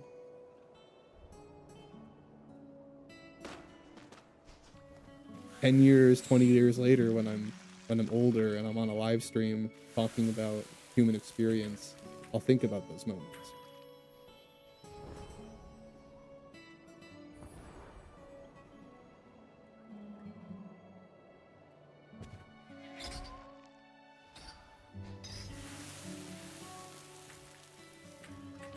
It breaks my heart that knowing that I'm talking about this stuff and it's so natural to me and it's so meaningful to me, knowing that I could make a YouTube video on this stuff. I could make clips on this stuff and it probably would get less attention than me talking about Iron Mouse. I could just mention the name in a clip and it probably would get 10 times more views than anything I could make that's motivational or influential. It breaks my heart that we live in a world that things like this and this kind of conversation is unpopular to people. And to many, it's cringe. Oh, it's old. Reading books and experiencing stuff. Oh, that stuff's not important. Why would you want to do that? And people don't even care. They almost like judge you for doing it. It's like a joke if someone reads a book. And yeah, haha, on some level it's funny. But like, you know what I mean? Mm-hmm. Yeah. We don't glorify it anymore. Those experiences aren't glorified. We glorify removing ourselves from them as much as possible. That sucks. Why do we do that? And like when I was a dumb teenager, I didn't care. I was exactly like the rest of them. But now that I'm not, and I'm an artist who is trying to reinvent his life, I can't help but think about it and be hurt when I realize that it's probably the thing that's going to do the worst. Because people don't care, and they don't like to think about it because it hurts them too. But what they don't realize is that those experiences are made not because you're doing it by yourself. Those experiences are made because you're doing it with other people. All you need to do is find the right people. You don't like it and it hurts because those moments you can't enjoy with other people. You don't know how. It's not that hard. All you gotta do is talk about it.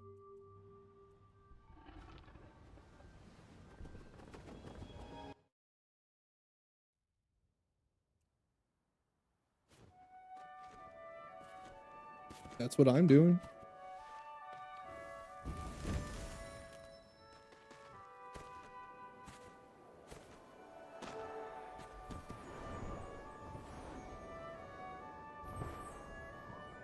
This is why I watch video essays. This is why I like philosophy, and this is kind of what I wrote a college essay on when I was doing that. That was a remarkable moment when my teacher came to me personally to talk about it, obviously. And I remember everything she said. I won't go into it because it's not the most important, but like, I think that if we were to teach people this, it would make the world a whole lot better.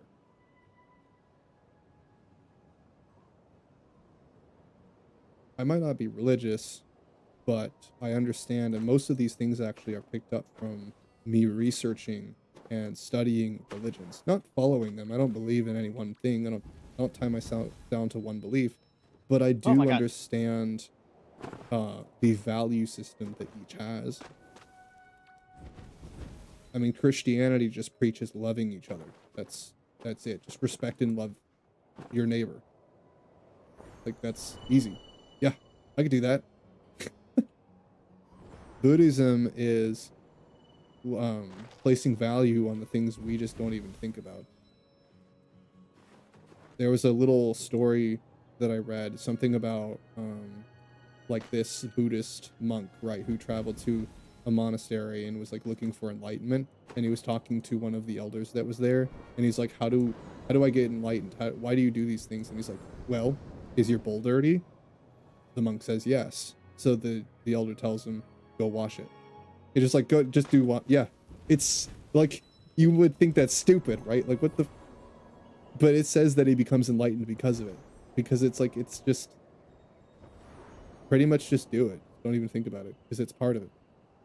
It's basically just saying that everything, all of our experiences, everything from the stuff we don't think about it's part of life. It's all made to be experienced. You don't realize the importance of little things like that. Now, washing a bowl sucks balls, but like, I get the sentiment of the story, you know?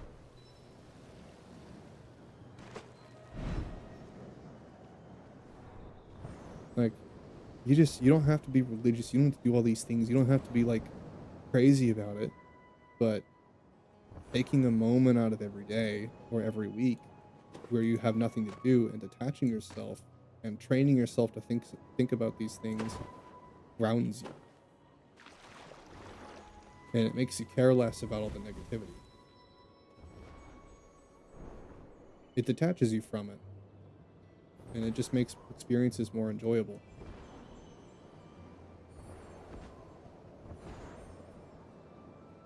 Like nowadays, I just play games and I don't even think about it. Like I just stay away from online ones usually. I just play stuff like this. I mean, this is offline, but it's you know, an experience-based game. It's like there's no guns, there's no action, there's no combat, there's nothing. You just fly around, you collect candles, you spend it on pants, and you celebrate your your little look. You do stupid little events where you throw snowballs at cardboard, and like it's boring to most people, but to me, it's just a neat little thing, you know, that I do every now and then. Whenever I'm playing Sky, I read it as these moments. This is why every time I'm playing Sky, I feel like because the game, what it is to me, I can't help but think about everything and like analyze my life with an optimistic and positive view because of what the game does for me, you know, and what it taught me. And just how it is. Just the gameplay loop is literally just going around and collecting stuff. And the only time I'm thinking about the gameplay loop, and like the grind and the monotony of it is when I'm distracting myself with stuff. But if I detach, then it makes the experience way more entertaining. Because I just enjoy the silence of it.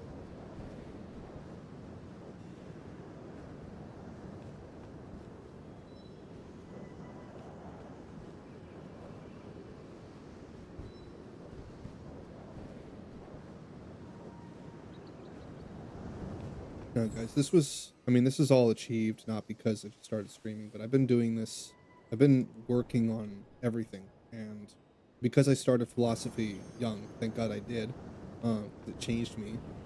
And it's the reason I am now who I am. Um, I've had to slowly cut off caffeine, remove myself from online competitive games, disconnect from social media, um, reevaluate my friendships and um my boundaries and what I want out of my connections, you know? Reevaluate everything. Like this is not easy. It's not, but it is absolutely worth the effort. And like I change every day and I allow myself to, and it sucks, and a lot of the times, god, it's so hard to do. It is. But like, damn, am I glad I did it, because I wouldn't know any of you if I didn't.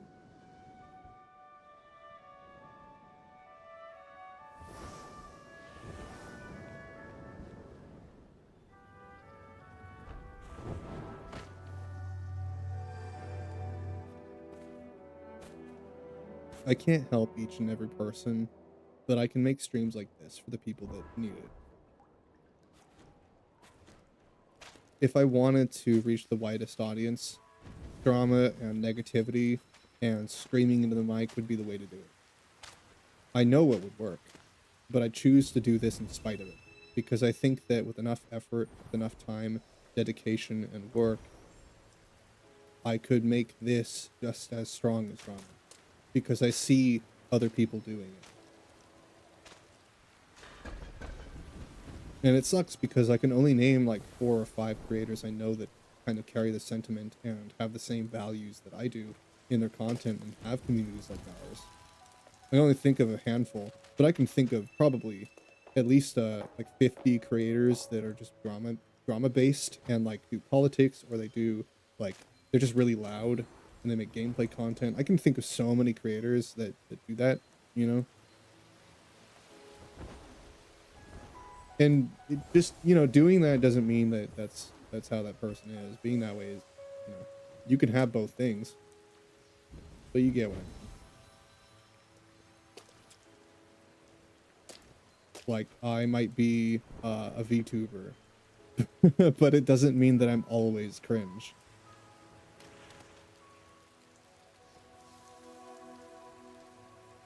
I'm still a deep thinking person regardless. I just do both. I could be cringe and brainless sometimes and then have all of the philosophical things to say the other.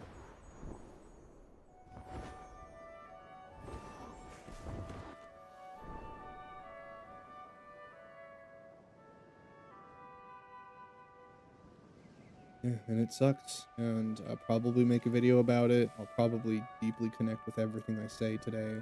I'll probably make clips about it. And then nobody's gonna watch them. But you know what? I do it anyway.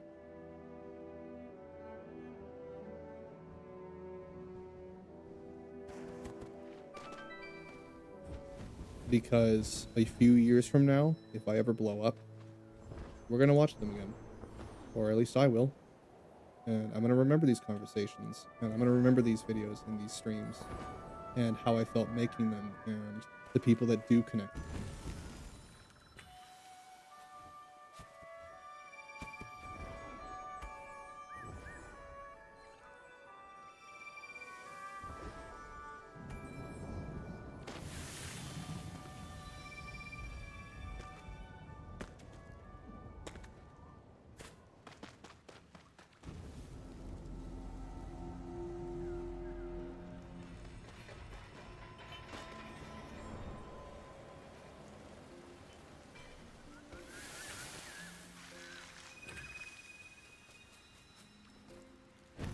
The internet doesn't have to be a negative place, guys. It really doesn't.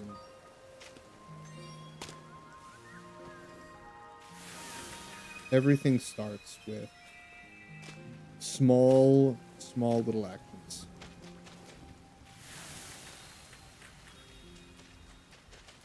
Think about how influential, and this is why I do it, because the potential for influence with this kind of compass, with this kind of sentiment and all of the content I make, if I find a way to truly express this in everything I do, so that the moment people come in here, that's the vibe they get. If I can figure out how to do that, and I can perfect it, and I can reflect on every single thing I do, then think about the influence this could have on people, on the world, if it blew up. Think about it. I mean, I'm not going to change the internet at large. I mean, Markiplier exists and the internet's still toxic and trying to make drama about him. Like, you know? Of course. Yeah. But, like, he just kind of ignores it. He just does what he does. He doesn't give a shit. He just... People want to talk trash about him. Like, he's just a good dude and he just keeps doing what he does. Because he doesn't care about the people who don't like him. Like, why would he spare a moment? God, when people talking shit about me before it got to me, like it did, I remember how I felt and everything. Like, I was stupid back then, a year ago when the drama happened with me, but nowadays I'm like, well, if that ever happens again, I'm probably not even gonna like address it. I might say that it's happening, but that's about it, and I'm just gonna instantly move on, if even give it any attention at all, depending on what it is. The only reason that got any attention was because they were personally involved with me. If it was just some random on the internet, I probably wouldn't even give a fuck.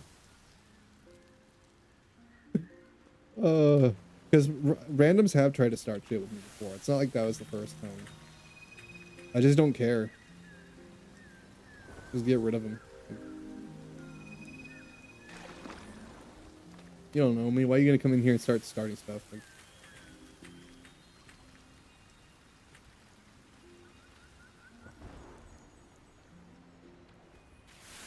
I just don't get it. The world's toxic, man.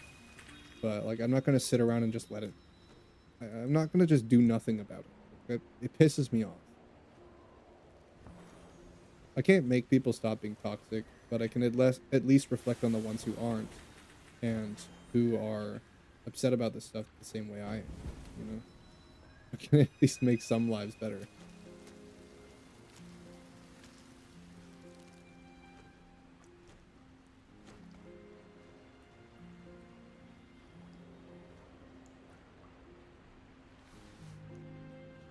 There was an interaction I had before, I remember, with one of my viewers who was there for a stream like this. I think it was a Sky stream, actually, and I assume they were on the younger side. I don't remember. I don't know them.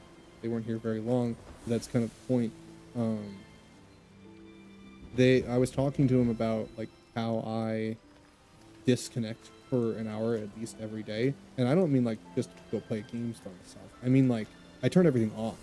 Like, I just put my phone down.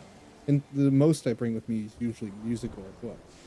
And I just, like, detach. And sometimes I'm thinking about stuff, but a lot of the time I'm just sitting doing nothing. And it's like, you would think that that has the, why would I do that? Right? I'm just doing nothing. I'm just wasting time. No, I'm detaching. I'm giving myself a break. And I'm sure my body and mind thanks me for it. Because it allows me to get out of like the stimulation. God, we're so overstimulated. And you know what? We don't realize it until we start doing that disconnecting. And like, if you literally can't sit down, this kid could not sit down. That's what I was told. Like, if I forced them to sit there and put their phone down for longer than 20 minutes, they'd probably hyperventilate. Like, it seems like that's most people nowadays. It's like, oh my God, any moment of silence longer than 10 seconds and you have to reach for your phone. You know what's funny? The only reason I looked at my phone today was to turn my alarm off. I haven't looked at it. I haven't picked it up. It's just been sitting on my desk. I even forgot it was there.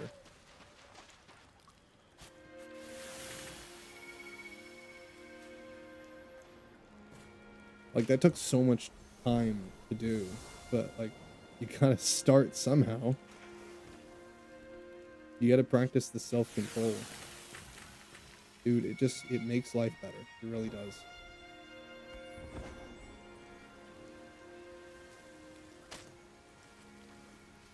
I've never liked social media myself. No? It's just a meh thing to me. Well, yeah, it's stupid. It's all just toxicity and drama and constant overstimulation and, ugh. Like, why do it, you know?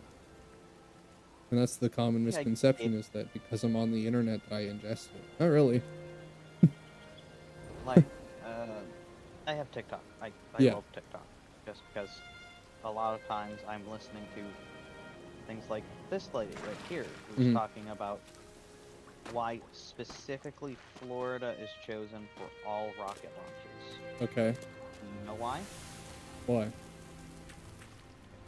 Because A, it's fucking water all sides. Yeah.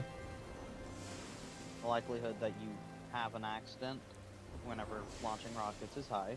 Yes. E, the weather is relatively stable. Relatively. And then, I mean, 3 out of the 4 seasons of the year, yes. yeah.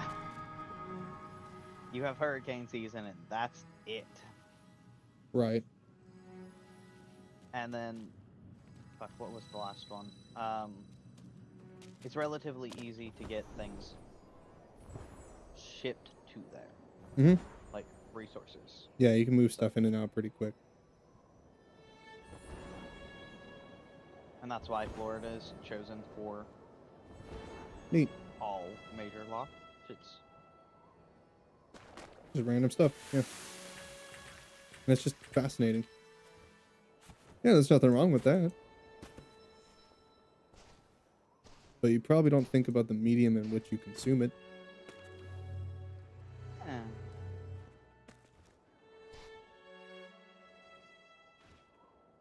There's so many people that can't stay for a video that's longer than like 10 minutes.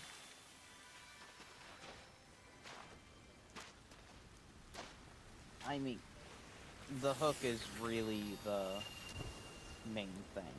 Like, I can sit through an hour-long video. I have. But if in those first 10-20 minutes you're not done explaining what you're doing, I'm not staying. Right, and it's because a conversation like this, if I were to make a video about it, I know nobody's going to watch it. But like, I'm still going to make it anyway. You know, if I asked you if you would, you probably won't, not just because you're here for it. You don't need to hear it. You're literally here for it. You've already listened to it. But you're not going to, because it's not interesting to you. And I feel like There's a bunch most of people would different say that. viewpoints. And it doesn't mean that the conversation's a bad conversation.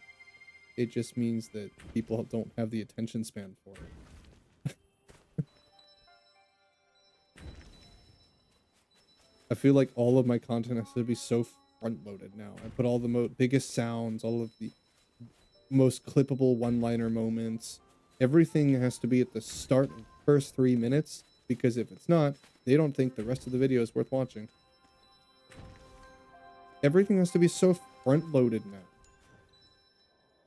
Yeah, a good hook, a good entry, and a good topic is important, but like, that's not all there is to it. I feel like most of the moments in videos that I watch are like the end, usually, because I watch video essays. The conclusions at the end. Long, drawn-out conversations, long essays about different facets of the thing instead of just one thing. Instead of just talking about the rockets themselves and why they're launched in Florida, it would be like where they're launched, when, by who, why, and like maybe some kind of environmental thing around it, you know? Like it would be a 30 to 40 minute video at least, talking about different parts of it. And like, people don't need to watch those if they're not interesting to you. I don't judge people who don't like them. That's just what I do. But like, I force myself to watch those sometimes because like, I mean, if it's not interesting, I'm not going to stick around, but I give it a lot of time. I give those videos a lot of grace because they're long. They're meant to be watched in full to get the whole thing. But these short form videos condition us to look for the topic, the explanation, and the conclusion all in the same first 2 minutes. So if anything takes longer than that, it's uninteresting. But you can't get into depth in 2 minutes. There's so much detail you lack, and there's so much fascinating things that are probably attached to all of that that you don't get because it's a 2-minute video or less. And they have to rush to talk about it all.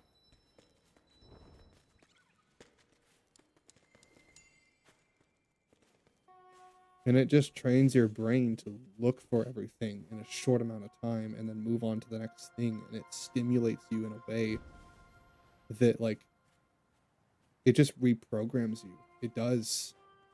It's not a lie that the internet is making us shorter. It's in attention. It's not a lie. No, it's really, really bad. And you know what? I even catch myself doing it.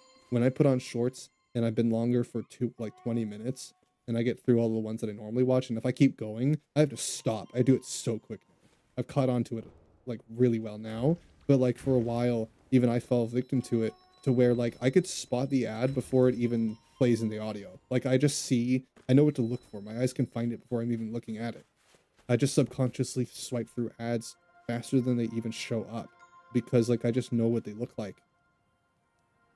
You know? I got so used to doom scrolling that I know what to skip and what not to, and it's like that can't be good for me. That it's so easy. That cannot be good for me.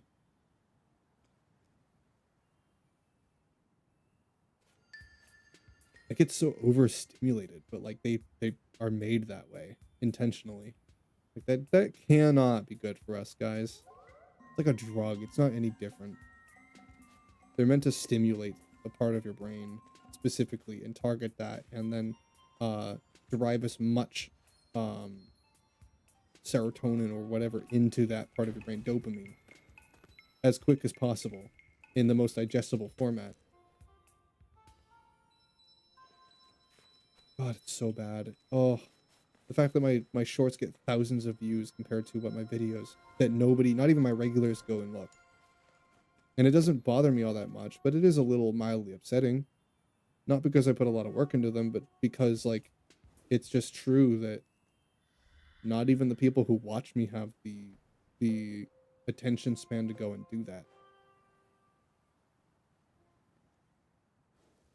I worry about people. I worry about our generation, man. What are we gonna do? We don't get to see the effects in full yet, But like once AI starts wiping out the need for long form videos, and once these videos get like reprogrammed and they find the way to min max all of the front loaded content in the beginning of the video and cut everything down to 15 minutes so that now anything longer than that is shadow banned from the algorithm, like dude, I could totally see that happening, and it probably will.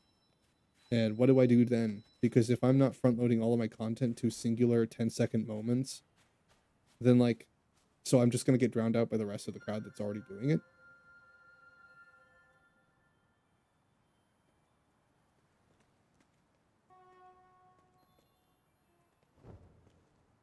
Oh, it cannot be bad for it can't be good for the world. It really can't.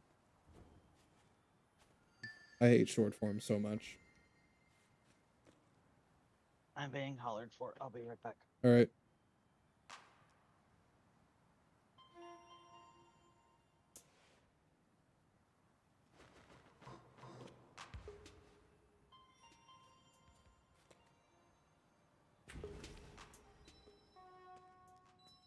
And if you think about these things, people just call you old. They call you unk. Unk take. Unk walk. Unk things. On some level, it's funny, but of course, because I'm a deep thinking individual, I can't help but think about how, like, unfortunate that is.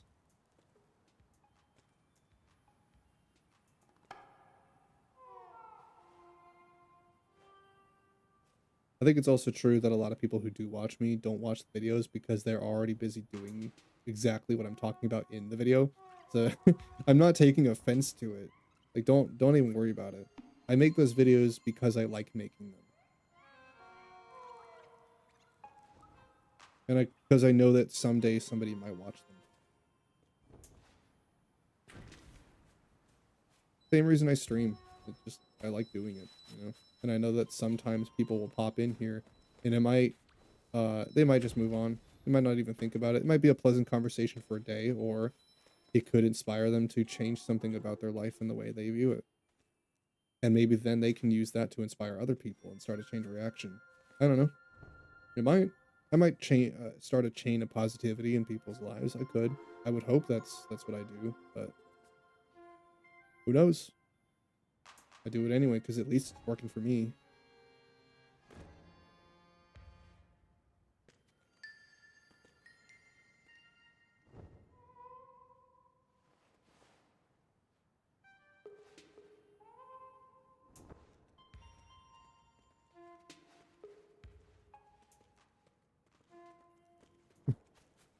Look at these guys all just like, dude, settle down. Oh, he has the journey cape? Or no, that's the fish one. I thought it was the journey cape for a second.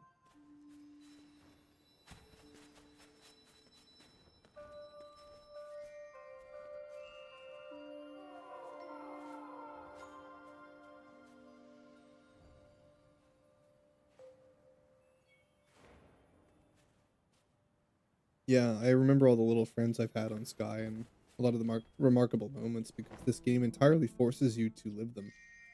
It's basically Kiki's delivery service, the game. I mean, like, just monotony, and most of it is built around the social interactions. And by yourself, it's a video game, but with friends, now it's an experience. It changes everything just by having like one other person with you.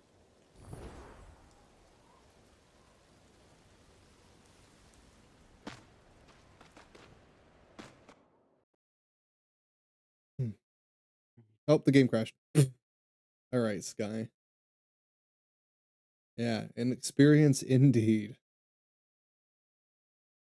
Is that the first time Sky's crashed before? I don't think I've ever had that happen. That was weird. Yikes. Yeah, I've never had that game crash like that on me. Interesting.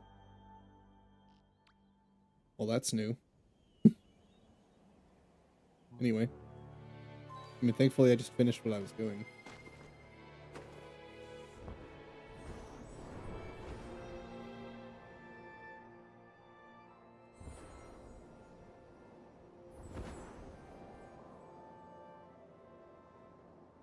feel like this is why nowadays I can't stick around mutuals for very long, and why I treat every friendship with the goal of getting to know people on a personal level, not just because I'm looking for it, but because I can't um I can't seem to enjoy moments where like I'm not attached to the person. I can't just play games with people like I used to. I can still do that on some level, but like if I'm in larger groups where I don't really know anybody there, but we hang out a lot, it's like it feels weird. It's weird because like I can't have those little moments. Everything is like planned out and coordinated. Everyone get on at the same hour, hop on the game at the same hour, play until the same hour.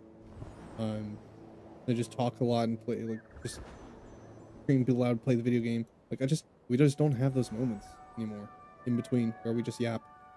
Why do you think I always constantly invite you guys to just sit with me before and after stream? Like I'm in Discord by myself a lot, and you guys probably don't even notice.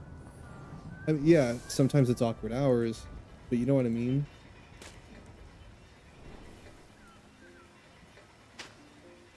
And the conversations that I have with people that see me in Discord in some server, randomly pop in, and then we start getting deep. Those are the most memorable moments ever because like it's just some person I hardly know, but we connect on a deep level despite that because we recognize that we're just people and we take a moment to just breathe and talk about it. I remember those conversations vividly, every single one of them that I have.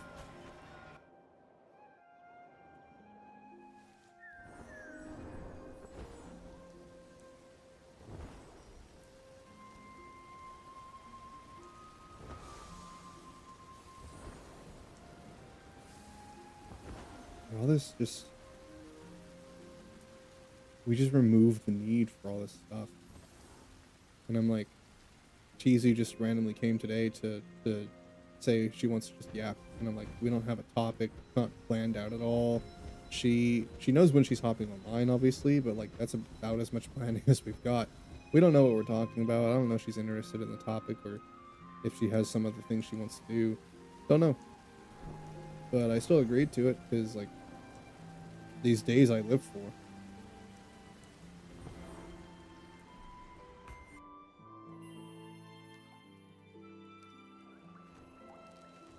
It's the hallway before the math class. It's the stream before the collabs.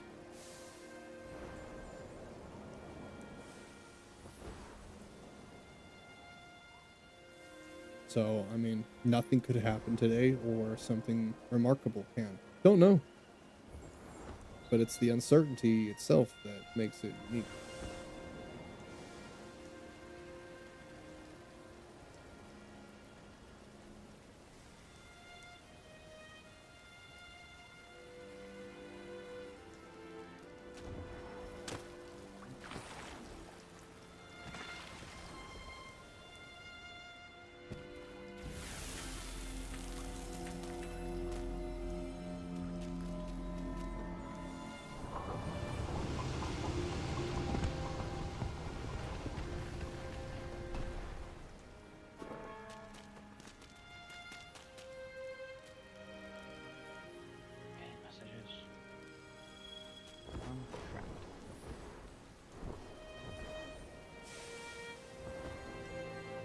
God, I love that man so much.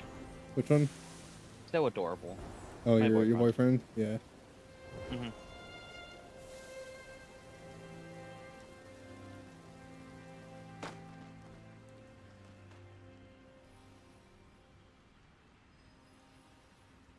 He's adorable. I want to brag on him more.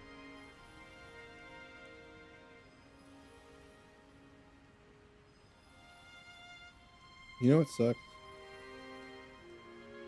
What's that? Because of my financial and living situation, and because of how lucky I am to be where I'm at, I imagine that if I had this kind of conversation with a lot of people who their biggest problem is that situation, they would feel that extreme disconnect and probably would judge me for even having the ability to stop and think about it because they don't get to have those moments. Not because they choose not to, but because they are simply unable. And it's like, it's not that I don't understand that that's a reality for most people, but it's worth acknowledging. It's same as like, yeah, it's a lot of people probably don't have the time, but that's unfortunate. Then the bigger issue isn't not that people don't think about this stuff, it's that we don't have the time for it. So, so what do we do? Like, why don't we? You know? And what do we do to change that? Instead of just saying that it's unfortunate and that there's a problem, the goal is to look to fix it instead of just acknowledging that it exists.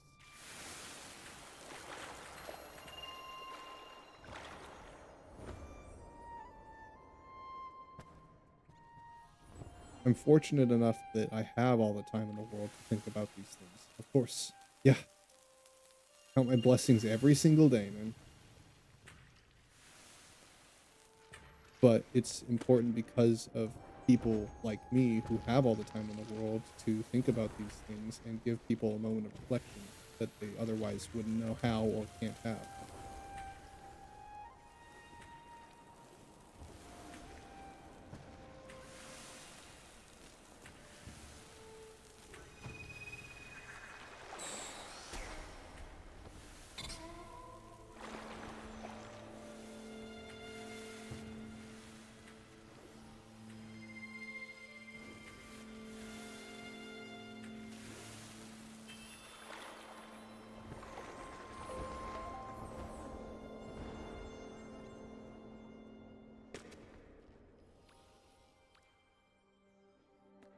Yeah, and I do all this stuff for like 1 and 2, 3 people that tell me it matters to them a lot.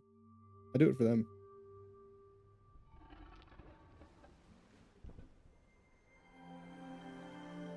They just tell me to keep doing it, so I do.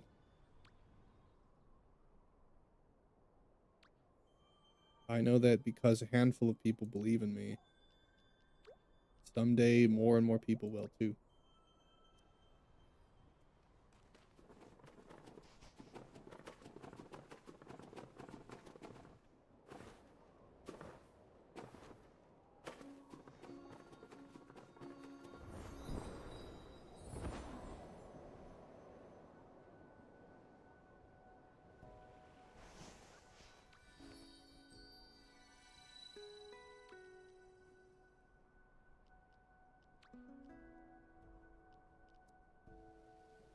Migration spirit. Oh, he's probably in Daylight Prairie. That's right.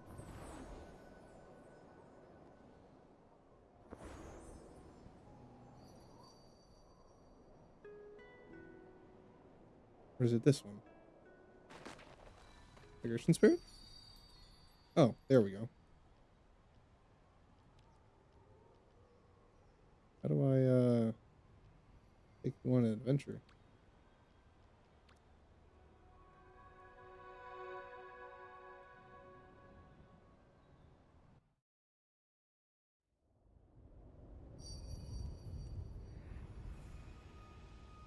Like literally the goal for this game is just having me do a daily where all I do is just take this little NPC that doesn't talk on a little adventure. That's it. They just fly around with me. That's it. It's so simple, but like it's adorable. I think they're broken. I do. Well, I mean, I got the achievement. That's what matters.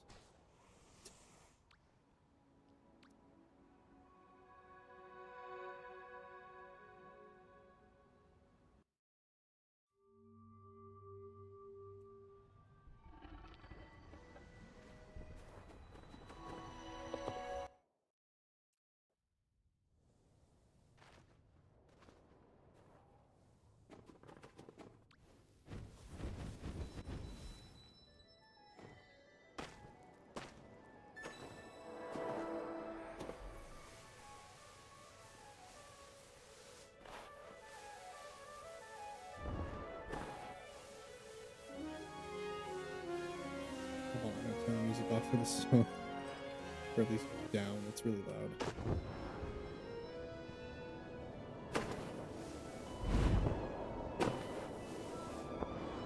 Like, days like these just give me hope, because there are people that will watch these streams and will watch these moments and will tell me how much it means to them. It gives me hope because if some people believe in them and it helps some people, then I know that it can help more if I just keep doing it. And even if it doesn't, at least for those people, I made a change, and because I helped them, it gave me the hope and strength that I need to keep doing what I do. I could be a drama baiter, I could be toxic, I can talk about all these problems and be political. I could do all those things, but there's a million other people already doing it. And everyone is just as hopeless as the next person. And I don't see enough people talking about it.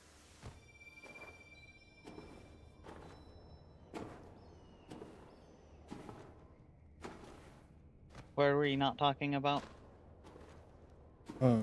People being hopeless, the world being shit, and that we can make a difference about it. Not just the problem, but trying to do something. There's too much drama and negativity and not enough people that talk about the stuff that actually matters.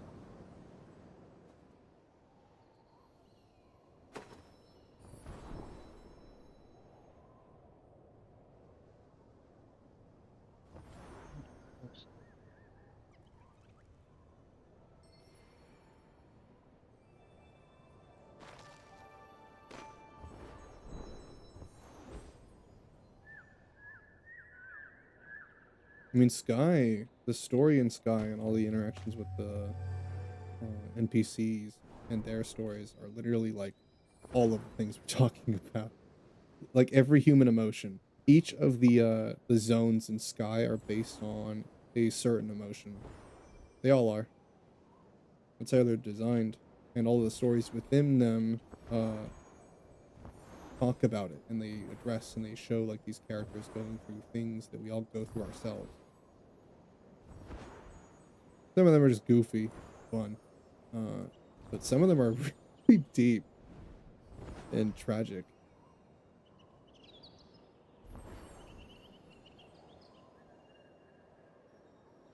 But most of them, a lot of them are hopeful for different reasons.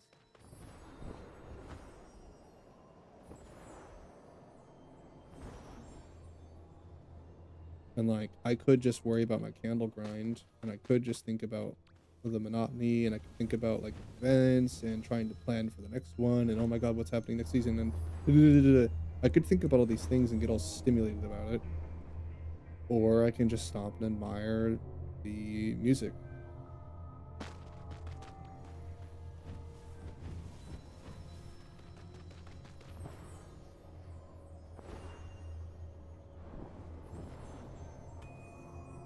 People like me and creators that make these kinds of content are encouraging other people to do these things because we're trying to tell you how important it is. Because we ourselves go through the same things you guys do.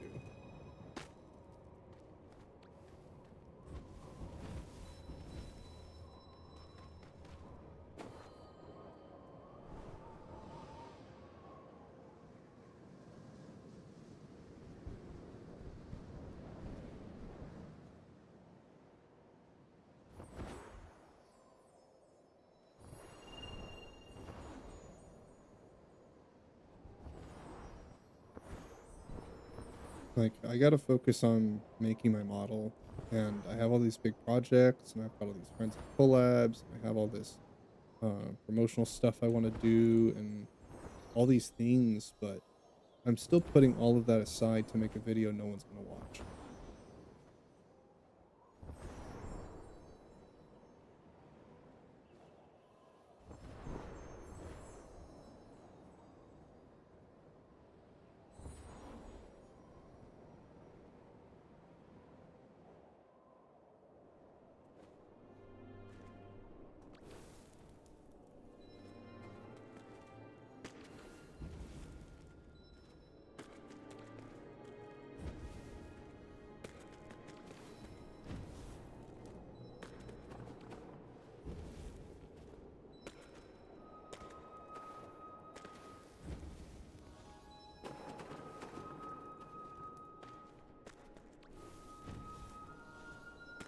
This is the story I tell with my content.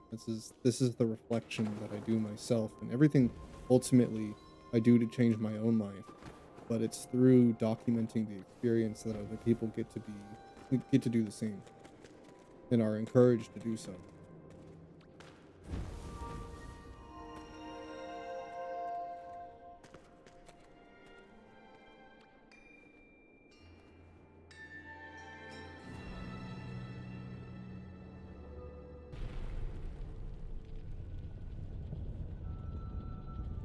It's Kizu. She's here. Hi. Hi. What's up? I'm just Hello. talking, yapping. I always yap. Been talking about like human experience and philosophical things, you know, boring stuff.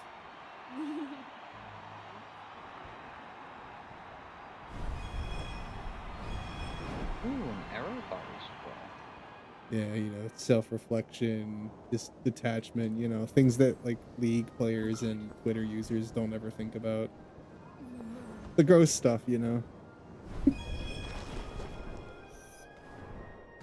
What are you up to? Kind of redoing some settings in my stream. Gotcha. I haven't done it in a long time, so I just kind of like deleted all of my sources. Oh And now I'm God, back. why? Because I got to a point there where I kept adding the same source over and over again every time. Oh God. No, see, like I keep all of them. Like unless it's a game I just stop playing, I just leave them there. So that anytime I'm doing stuff, I have a buttload of sources, but like I know, I don't like going through so many of them. I had like 4 Video Ninja ones, and I was just like, no, I'm done. because you I'm keep deleting adding a everything and new one starting every over. time you're doing it. It's like just Yeah. use the same one, I not know. making more, and it wouldn't be a problem. That's why you have it in the first place, that you don't have to make another one. Yeah, but like, if you make more, then you have more tabs to click on. God, no. No, then you're just more disorganized. Yeah, I mean, I'm pretty disorganized anyway. I mean, I'm not much better. I gotta organize my folders for my sounds and a roll for my videos, which I just have not done, and I really need to because it's bad.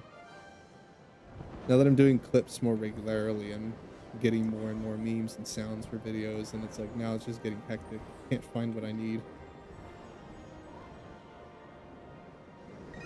Grr, I swear I had the Final Fantasy victory sound somewhere in here. Where the hell did it go? Oh, there it is. It's installed twice in 2 separate folders. Yeah, I don't know if I have that one on my I different thing. do that a lot. I gotta rename all my files too so I can find it easier.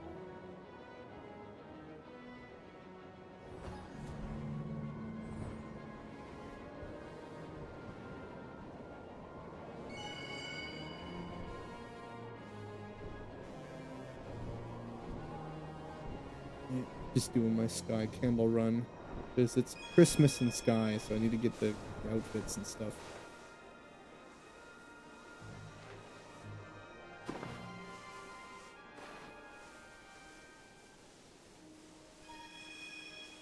And then once I'm done with the candle run, I'll probably keep doing some more artwork. Because I'm getting there.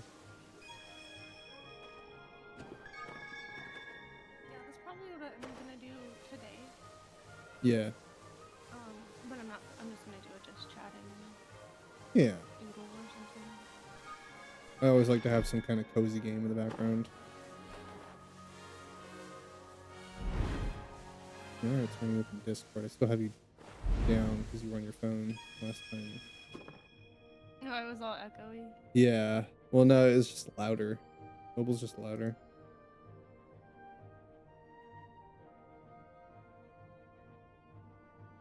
Here we go.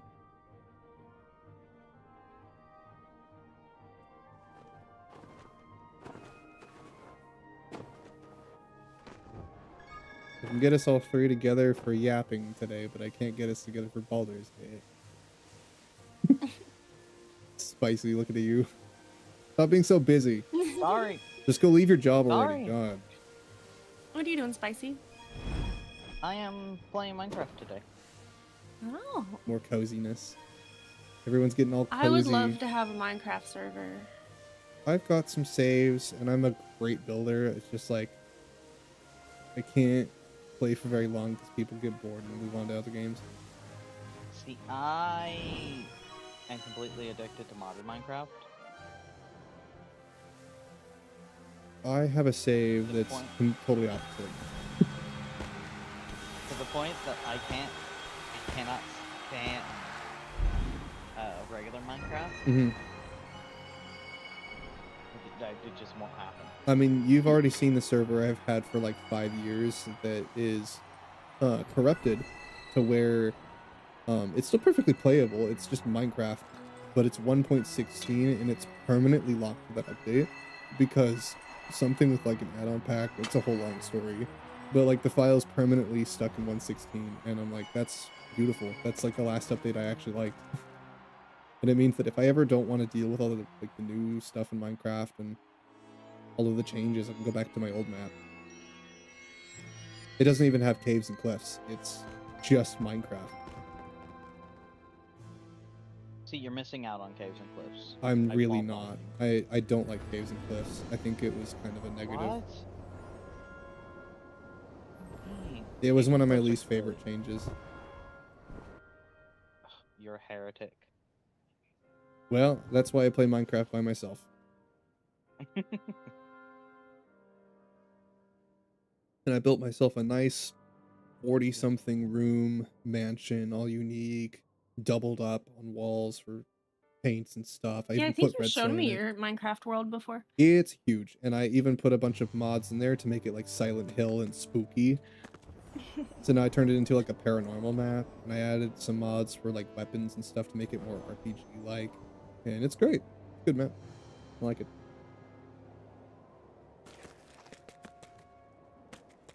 Yeah, I've got multiple ones. Extraordinary. I've built like townhouses. That's about it. Yeah, of course I've done that too. I built a lot of stuff. Yeah, I mean the worlds that when you could only get the clay like in the swamp or something. God, yeah. It was, and I needed it to like dye my house. Mm. Purple, of course. I'm really good at building a Minecraft to where like somebody can kind of just show me a realistic house, and as long as you give me all 4 sides of it, I can just kind of build I can just build it. Not 1-to-1 obviously, but like depending on what it is. Yeah, I can get it pretty close. Mm-hmm. Yeah. I don't like interior design though. That's the one thing I don't like doing, is making the inside of the house. It was really cool because it's hard because you kind of have to use tricks because the furniture sucks. Well, yeah, but also like I just don't like designing the interior. I like building the structures themselves. But it was cool because in the past I had friends that really liked doing interior, so it was perfect. I'm like, yeah, you build the inside of my houses, I'll build the outside. I'll give you the part that I don't like. Yeah. I'll do the good part. Yeah, yeah, I don't like doing the inside. They can pick the colors of the walls and the blocks that they use for like the, they can build cabinets and things if they really want to. I have all sorts of tactics they taught me on like how to build things that look like chairs or tables or cabinets. Yeah, that house. I think a lot of the like pirate ship stuff or something. One of these days, maybe for like a Halloween stream, like a month, I'll take a month to build a Winchester mansion on my own and just go nuts with it. I love building mansions. Yeah, like one just the staircases to nowheres, doorways that don't really lead to anything. And then of course install mods to make it scary. That would be neat. I've never built a Winchester mansion. My mansion has some like hidden passageways and things, but not a lot. It's not like there's like maybe only 4 or 5 of them, and they're not that hard to find. But I could build a mansion around it. It would be a very big project, but I just don't have a reason to do it yet. I don't know. I got too many other things I want to do. Too many friends that want to do things with me. Not enough that really want to play Minecraft. I mean, I would play Minecraft, but there's a lot of games I would want to play first. The people that I do know play Minecraft play survival, and they like play the updates. They play modded. Nobody really builds but me. Yeah, I'm not really into the survival thing. Perfect. See, that's why she's my best friend. That's why. But at the same time, I don't like to play on creative mode only. Yeah, no, I do both. The houses are doll houses. They're meant to be played in. Yeah, but I like the adventure of having to go out and get my own blocks. Like that's why I made adventure mods and spooky stuff that it only happens in survival. That stuff doesn't even trigger in creative, but I hop into creative and build stuff, and then I'll hop back into survival and play in it. Like that same save has like a box just full of diamonds that I found in survival. Back when it was a save my friends and I played on. So like I still have all this stuff. There's a completely separate area where they had houses too. Pretty sure they're untouched still. I don't know. No, you blew those up. Oh, that's right. I did blow those up. Yeah, because I was mad. Well, they were never gonna play it on it again. And I was still upset about the whole thing. I mean, I did that because it meant that everything that wasn't mine was completely removed from the world. So now it was a solo save again, and like there weren't any memories beyond anything I've made. So now it's just my own map. Those things were tainted. Still got my castle that I built over 3 years though. Yeah, I did do that. There's a really big castle save I've got. It's massive. I'd never even finished it. Maybe one day I will. That one was built because I had people to build it for, but I haven't had any reason to go back to it.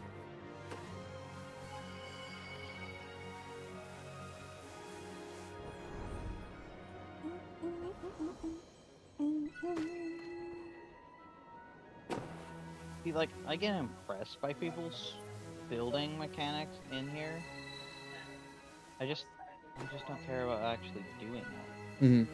Well, that's fine. The only reason I ever like built was because I loved that people appreciated the final product, and it was really cool to have built this grand castle city with all these different areas that big enough to where you need a friggin' map to find everything nowadays. Like it's so cool because people go in and then they play in it, and it's like it's just fun to see people appreciate and experience something that I made, you know, the world that I created for them, and then they play in, and it was awesome.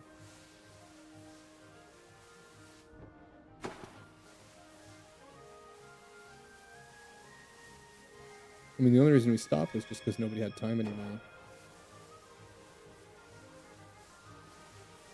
Yeah, that happens a lot with Minecraft. Yeah. I mean, it's called the 2-week Minecraft server phase for a reason.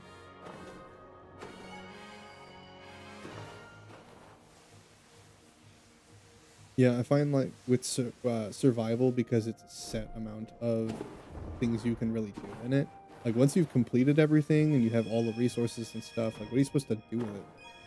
You get so bored. Like if survival players, Yeah. there's nothing wrong with it, and I do like playing survival, but like there's a completely other side of the game that they just totally miss. I don't know. The only thing I don't get is all of the science stuff in Minecraft. The redstone. Like, people just straight up have like chicken making factories and stuff. I used to be into all that. Now I just watch like YouTube I get the videos. Basics of how to use the redstone, but Of people course. get wild with it. Yeah, like I like to make doorbells. That's one of my favorite things with the note blocks. Buildcraft is the new term for it. Yeah. But they've made it to where you can have a active windmill. Java. Like Java no. things. Yeah, Java. I'm a Bedrock player. Like Bedrock. See, I like having friends, so I play on Bedrock. I don't like playing alone, and when I play on Java, it cuts that down by like 90% easily. Literally, like nobody I know other than you, Spicy, plays Java. I have both. I also have both, but I only use one of them because Everybody I've played Minecraft with plays on Bedrock because they're all console players. Gross. Well, yeah, I used to be a console Nerdy player. console players. But like, see, I'm glad that I made my maps on console Bedrock because I made it so it was a realm, so I could move them over to my PC, Mhm. and I can play my PC maps anywhere now.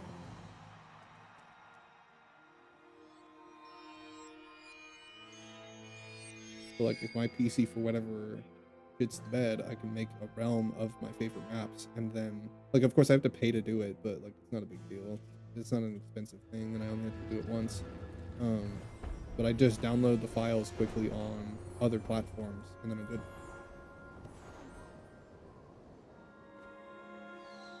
I've never like really kept a Minecraft world. I built a few like that I played with like, you know, weeks or months at a time, but I've never actually kept one long term. Yeah. I have a few really big ones I've had for several years. I don't really play on them anymore though. Like, it's kind of just, it gets boring building stuff when there's nobody else there to appreciate it, you know? Because I build like such massive projects, it takes a lot of time. I don't even honestly enjoy the process all that much. It's just having the final product, you know, that makes it rewarding.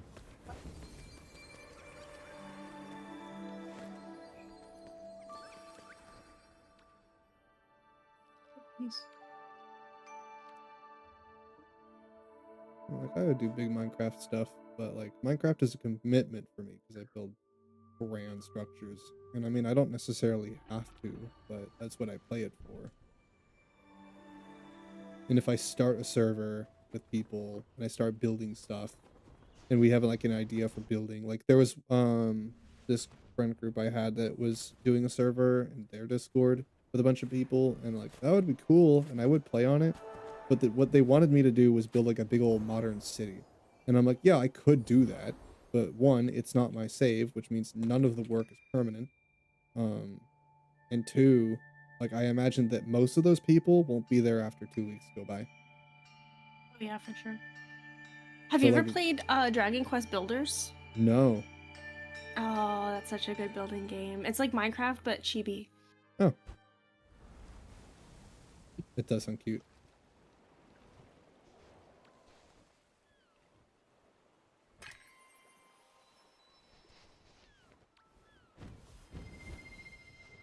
Yeah, like it's one thing if I'm building for myself. It's another thing if I'm building for other people.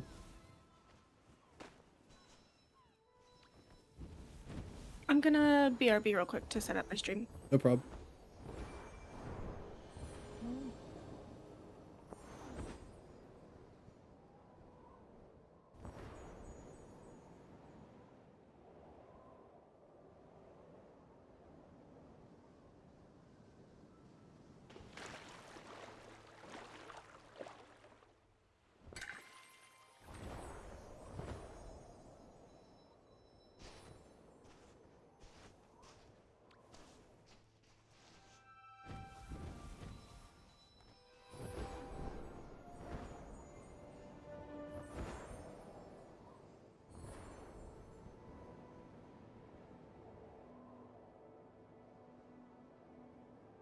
Yeah, just I lament about all that stuff nowadays. It's like it's the only thing plaguing my mind.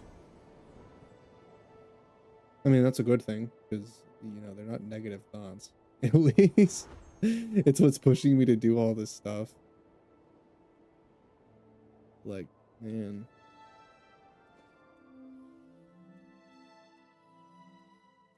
Watching everything get worse and feeling like there's nothing you can do about it.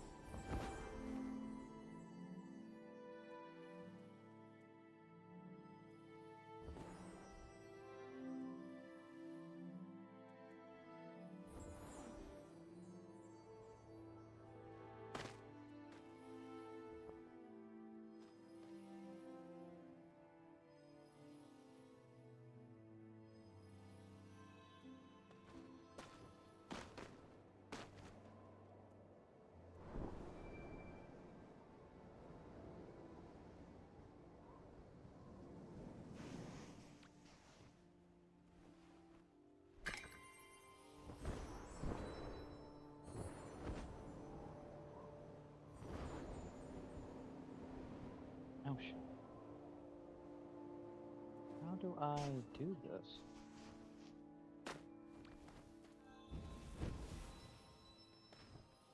Oh, there's iron furnaces in this mod pack.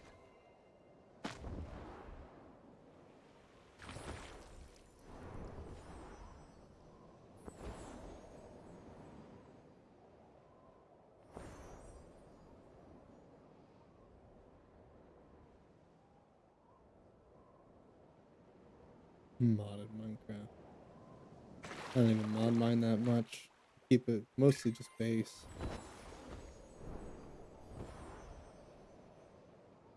Oh, I didn't know they had the enhanced fishing rods too. Ooh. You know what I think about mods? Changing subject to that. What's that? I love and I hate them. Because now that I'm on Why? PC and now that I'm modding everything, it seems like I can't play most games with people without having mods. It's like every single time I want to play something new with somebody, it's like, oh, we got these mods. Like, can we just play the game? Like, mods are cool, but like, it's like we can't play anything nowadays without modding it.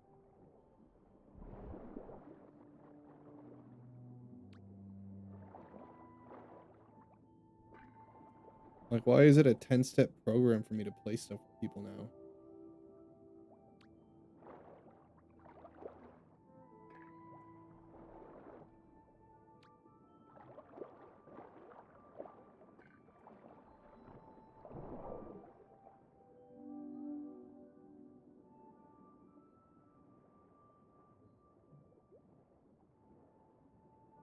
Might be the console gamer in me. Haven't been on PC long enough. I'm sure maybe at some point I'll just not care as much anymore, but like, God, I kind of do miss the easiness of booting up on console, hopping in and live, and then just playing the friggin' game.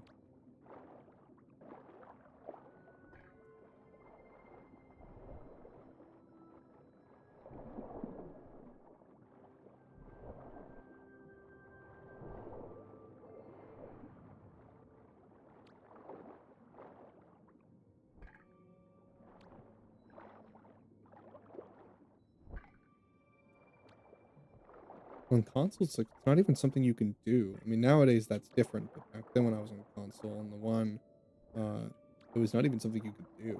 And it's like PC was just the modding uh platform, and then consoles were just the play the game with your friends platform or with your family, you know.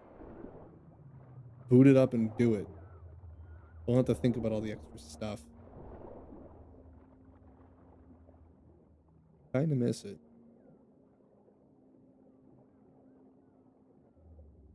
I mean, not really, because I have a console still and I can still do that. But like when I'm playing PC, sometimes I just think about it. I remember how easy my handheld is and how much I would love to go play some Pokemon on stream, but I can't because I can't capture it.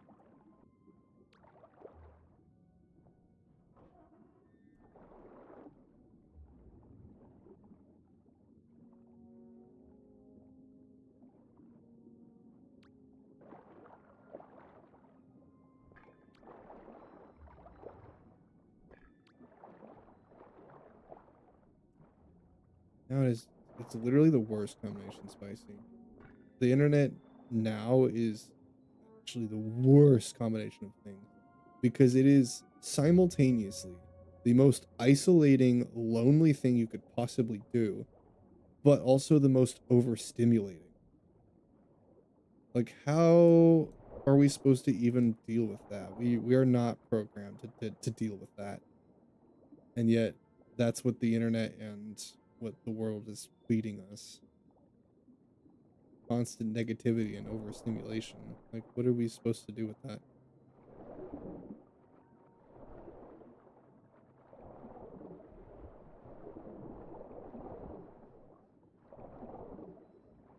Yeah, that's oh, that's my ally that's following me. I was wondering what the hell that is. I was chasing this orb. Like, what is that? It's got a heart on it. What is this? A heart that I can go get? No, it's just my ally.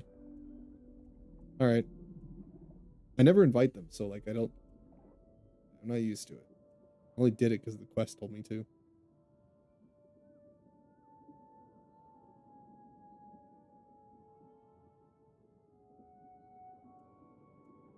Okay, I'm back now. Here she is. Well, Oh, hello.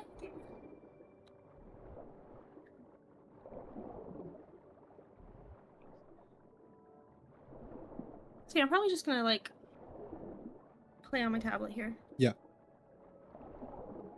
What are you playing? Art.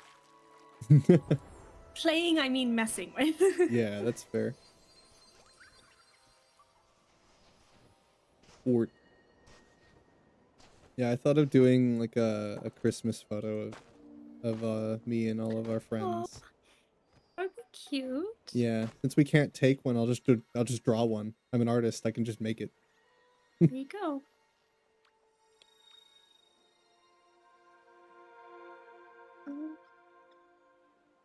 I'll just show you some of the poses. I'm I making guess spicy. I should get a Christmas hat, shouldn't I? You should. Oh wait, that reminds me. Mine's not on. Thanks for reminding me. I'm not even wearing mine. Hold on. Wait, that's what I was missing.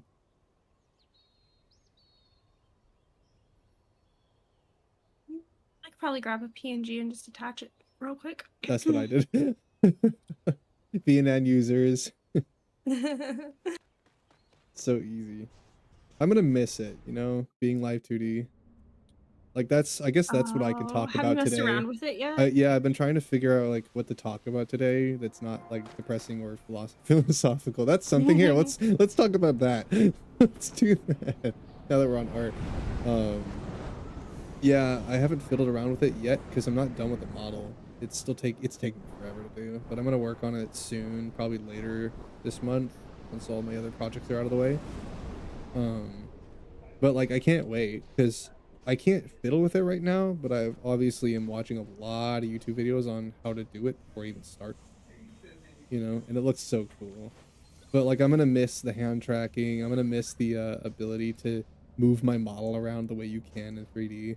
Like that moment when we were playing Soccer for Love and I got bored, so I started spinning like a top. You did just yeah. That's why I like 3D. Yeah, I'm gonna miss little things, but I do like the fact that I have infinite creative freedom on what I can design. Limitless. There are no limitations like there are with 3D. As long as I have the artistic capabilities. Except the limitation of being 3D. Yes. For like 3D, you have to model much of the stuff yourself. You have to make those assets in like Blender or Unity, and it's like that's a technical thing. Yeah, it's creative, but it's like so technical. Yeah, it's still artistic though. Yeah, no, of course that's what I've been doing for my new model. Are you making the assets? Oh my god, I could not like be bothered to figure out how. Like I tried, I really did. It does not work with me. This one is good enough of a Christmas hat. Wait, yeah, let me know if you ever get really good at 3D modeling, because I'll just have you do it for me. It's my friend that's doing the fancy smart modeling part. I'm just watching him and trying to learn. My brother does that, and I told him like I cannot be bothered to figure out how to do all the technical stuff. Like rigging a live 2D is hard enough as is, but it's like compared to 3D, it's so easy. It's like baby 3D. It's so much easier, depending on how much movement you're trying to give it. But even then, I've seen what the process looks like for trying to get like 90-degree rotation on the head, and even that, it's like that's nothing. Yeah, it's nothing. It's just squashing and pulling an image. Yeah, it's hard to do. Like watching, like the tail. Oh my god. So when I tried to do my own tail, it's a 15-minute video. Oh god. It took me 4 hours, and I still didn't do it all the way right. Oh. But that's so exciting. You're gonna have a tail. Yeah, I'm gonna have a tail. I did a little bit of leaking because I was too lazy with the latest drawing I'm working on to draw my body lines. I'm so done with my 1.0 design. Like, it's not bad, but like I cannot be bothered to draw it anymore. So I just decided, you know what? Fuck it. I'm just gonna put my toga over it. because toga is part of my next model design. What? I didn't What's want to with leak the toga? everything. You and Spicy both in your togas. Well, he Do I have changed to it get a to toga a now instead? he changed it to a kilt. Built. Oh. Yeah, it's Okay. similar but not the same Oh. thing. Did you ever finish your thing? What?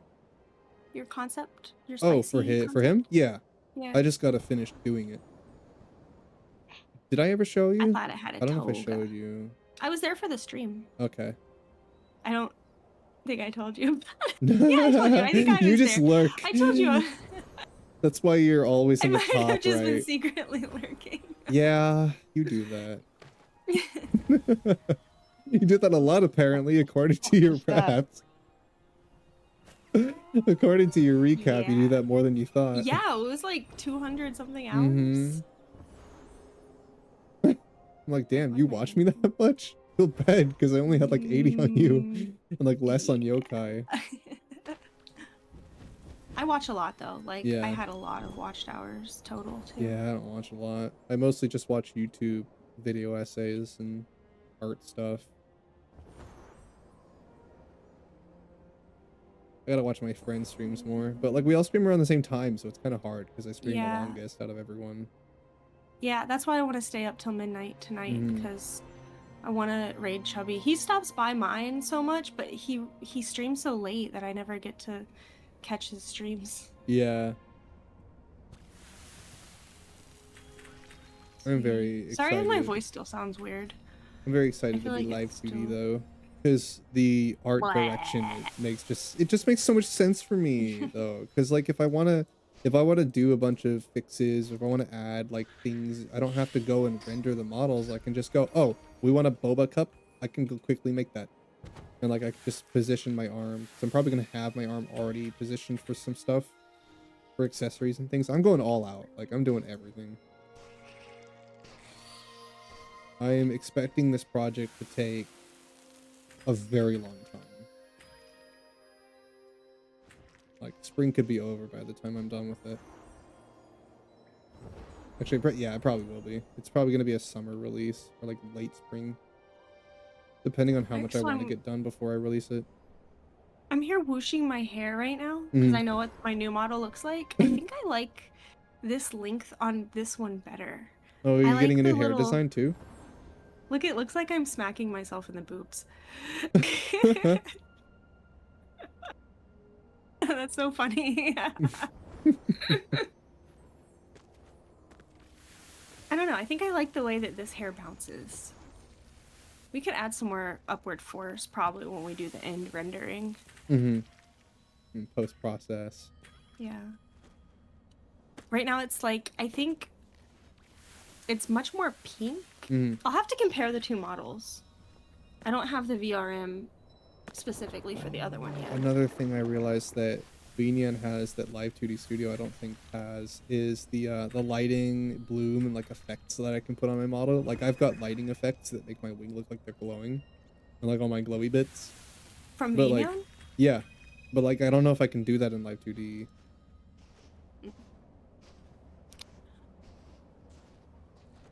I probably can. I'm sure there's something. I mean, I won't have as many glowy bits on my next design. For props.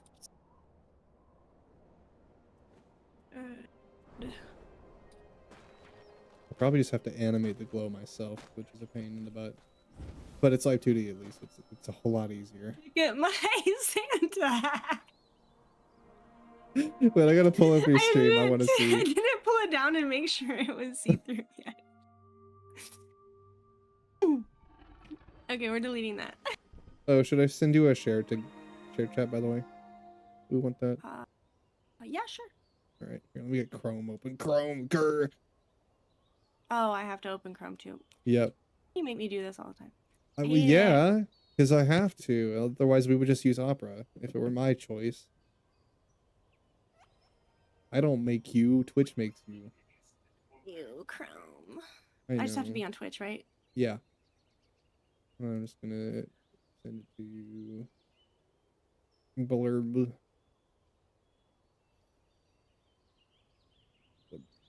scroll through all my friends. Rude. I should be on top. You are. I I just like looking at how many there are. That's messed up. I just like seeing how many there are in my list. There you go, I sent it to you.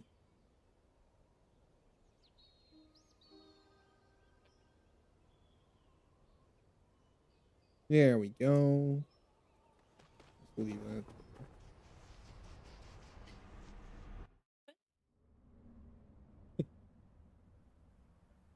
The fish.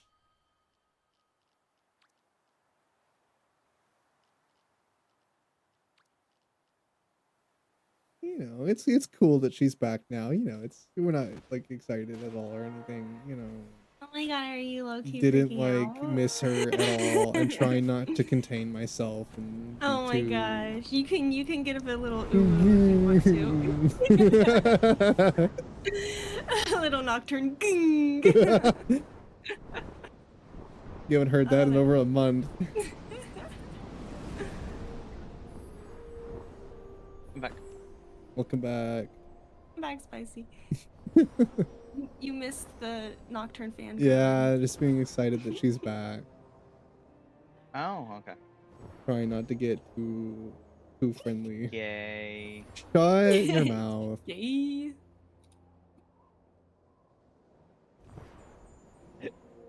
Okay, props. Let's see if this hat's better. I'm trying to do it the lazy way. Oh, it still is. I don't want to open Critta. I don't want to. Yeah, I forget you're on something completely different now. Blight. Oh, you know what sucks as a fellow Krita user, or less, I guess ex-Krita user? The colorized tool that I use to fill doesn't work with Live 2D, so I have to hand paint everything. Oh, yeah. Yeah. I love the way my iPad does it. I can just drag and drop the color into it with my pen. It's there's a lot of tools that other programs have, and it's like I love and hate the colorize because it's technical and it's nice, but like at the same time, I can do that so much easier in other programs, it seems. And they work with Live 2D. Mine doesn't. I have the perfect idea. It's not a big deal. At the end of the day, I'm gonna draw a Santa hat real quick. So it's actually official Chizu Santa hat art. Ooh. Again, I'm doing it real quick, so it's... Yeah. Make it a goofy little Santa hat. I can even make it have some purple or something. That's true. You can make it more personalized.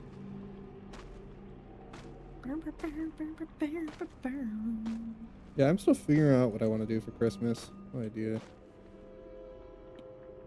I was thinking like maybe an IRL stream of some kind. Ooh. I don't have any idea what I would do though. Sometime in the future, I'll open a PO box so people can send me stuff. But like I already know what's gonna happen. Oh, you're gonna get bad things. Oh yeah, femboy stuff. Loads of it. Turned into a femboy real. I'm just gonna need to get another compartment in my closet to lock all that stuff away.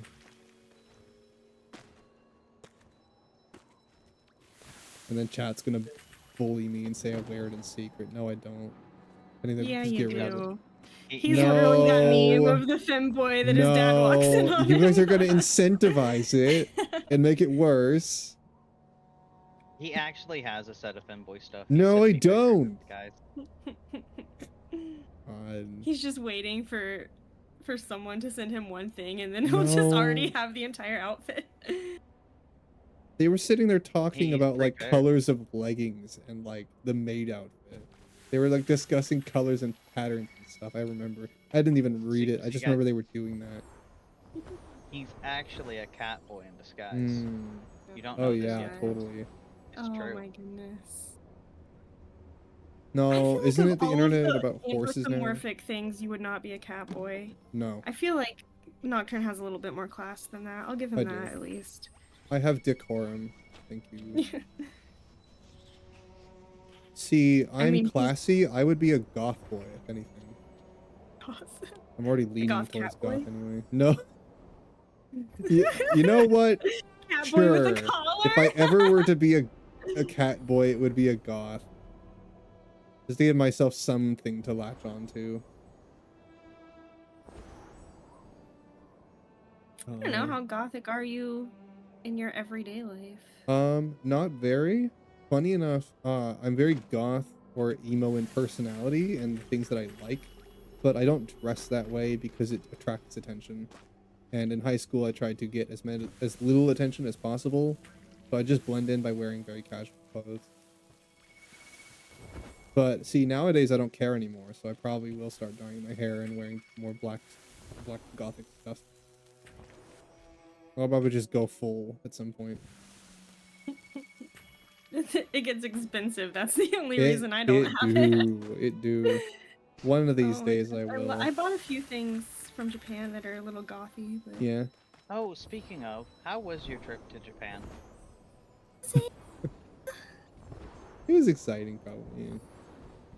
We saw all the stuff she brought. And how, like, it's a complete steal on how, like, everything is, like, 10 times cheaper. yeah, it's like $1 Like, and a half. that was actually nuts. Yeah, like, some of that stuff here would have been insanely expensive. Like, I like figurines and I would love to collect stuff, but I'll be damned if I have to spend hundreds of dollars.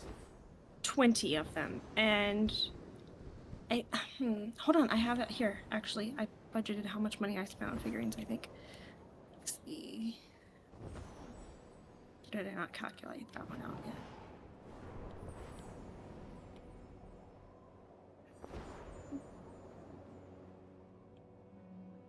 Well, that did not go as intended.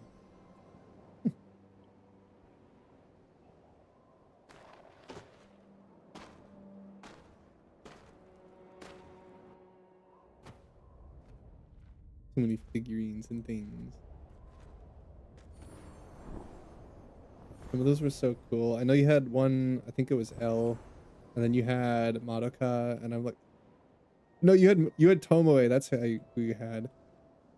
Oh yeah, My favorite little, one. it's like as big as my first two things on my finger. Like she's not even so maybe cool. as big as my pinky finger. I don't even care. It's smaller. Tomoe. I love Tomoe. She is my favorite. She's awesome.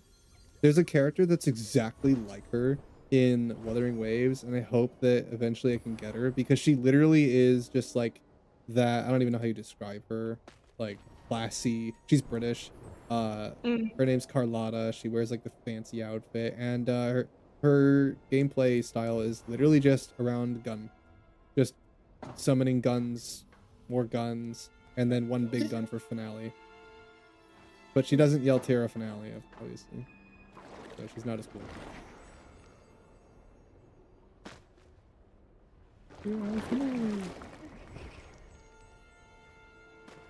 Yeah, I played the gacha a while back, but like I got so tired of it because it's gacha. Yeah. But like the only I was redeeming excited quality of for that it. one was just because of the fact that it's Madoka. They're just cashing in on the IP basically. It's like one of the most predatory pay to win ones I've ever played. But like it was Madoka. And I was mad because they gave me the regular form of Sayaka on the summer Sayaka banner. I didn't get the summer one. I got the basic one, and I was so mad, and I got rid of it. I deleted that. Nope, ain't dealing that. This is rude. I had all of the main 5 though. It was cool having them all on the same team.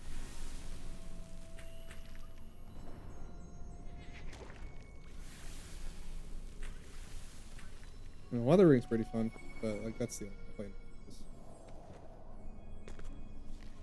Nope. I'm giving up gotchas. Mm-hmm. I did a lot of the Love Live ones. Ooh, yeah, that's why. Yeah, I got gotcha'd out. That's why.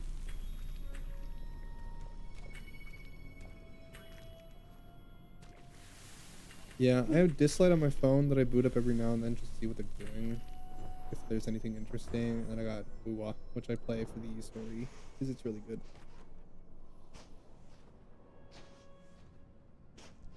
And the next story update's coming out on the 25th. I haven't even finished the current one. I still gotta complete the rest of it next weekend when I have time. It's so gooner though. Oh my god.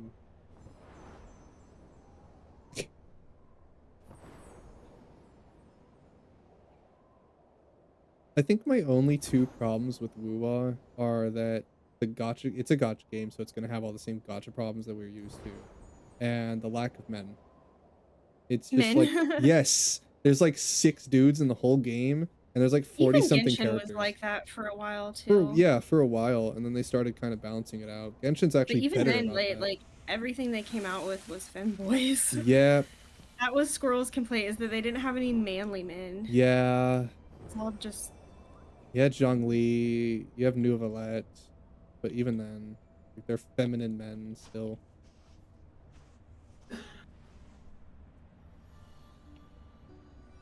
I just give me a bear. And I Yeah. will be happy. I will See, fucking but that would spend require all my that money on they that. desire that would require that they design a completely new model for the character. That's too much work for a model. Yeah, I that's know. gonna Just use for a the same character little that's gonna boy make model them for everything. billions of dollars for one banner. You know, that's too much money, Yeah, but, Spicy. like, Too much work. just think about how much more money they would make if they just designed one. Yeah, but Fair that's a model. risk. That it's skin off their back. They're not gonna do that. Just one, guys. Come Wuthering might do that. I don't know. Maybe not, because that was my biggest gripe with the characters in the newest season, was that they did a Rome-inspired city. God, I've been waiting for a gacha game to do that forever. They finally did Rome, and they had a lot of Roman designs, obviously, for their characters. And, well, there's some of them are cool, but they're all Gooner, and the biggest leader lady, she's really hot, but also like she has like no muscle at all. She's just big. And I'm like, you were so close. You were so close. You couldn't have just given her some muscle. Like, you were so close. Just needed to do one little She thing. has a and it would be massive perfect. claymore, like comically large sword, and yet she has tiny arms, big body, big Well, I sword, mean, at least they small didn't arms. make her 12. Yeah, that's true. Like, yeah, she's big grown women, but like she's a gladiator. She's supposed to be strong. Like, one of my favorite Don't tell me characters when it carrying comes to 2 that was swords. Cassandra from Assassin's Creed Odyssey. Like, oh my god. Top 5 smash. Easily.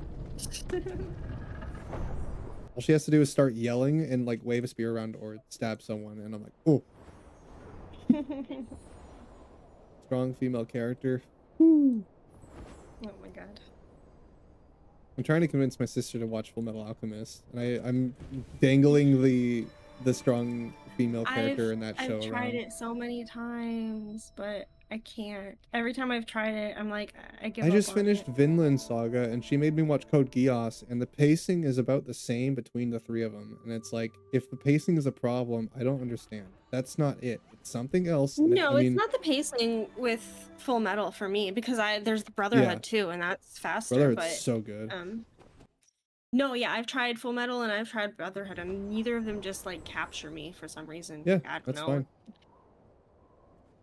If you gave your genuine honest try, you know, that's fine. Yeah. I even Same told thing her, with like, Gurren Lagann. she's a manga reader, and I'm like, the manga's available on Webtoon. I think a lot of people like the manga of that one Yeah. better anyway. Yeah, it's basically 1-for-1 with Brotherhood. It's the same thing except in manga format with slight differences.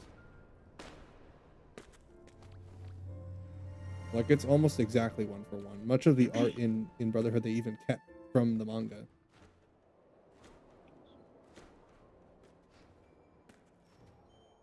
And it's run by Arakawa. You could totally just read it. I'd be fine with that. I'm reading it even. Of course, because it's my favorite. Honestly, that's Yeah, I got that jacket and everything. I've been wearing it. trying to convince her to watch it. Like, if she genuinely just tries it and doesn't like it, I'm not gonna force her to watch something. Like, she has one of her best friends told her to watch Cowboy Bebop and said it's peak and you'll love it, and like, she just didn't. She liked What? some of it, but she didn't like Spike. That was the big problem. She liked And this is your everything about sister? it Your big except sister? Spike. No, younger. I don't have a big sister. Oh, how much younger? 3 years. Wow. It's crazy that, I mean, I guess Well, she she wouldn't just have grown didn't. up with them. Like, She I grew didn't up with like those, them. so I have the nostalgia factor for that Yeah. type of anime. Her She's used to like the problem. new everything is 3D anime. Her problem with Spike was how he was displayed. It's not like the kind of character he is, and it's not her story. It's just how it was done. That's weird. Yeah. What about Ed? She did like it, of course. She liked everyone except Spike. Well, because, like, I haven't watched it, but so I only know what she explained to me, and it's just because, like, every other character had, like, a resolution, like, a really solid resolution, and they were all foils in such a positive way, and then there's Spike, who, like, I don't want to say too much, because, like, I'd be spoiling it for those who Talking haven't about like watched. his end. Yeah, the way he story. ended and his Yeah, that was conflicts. lame. Yeah. But still, like, he was a good character that carried the story throughout it. His personal story wasn't that great, but Yeah. I think that was her problem with it, mainly. I don't know, I haven't watched it. But, like, she make just a seems PG very and he runs iffy about it. Yeah. dot somewhere.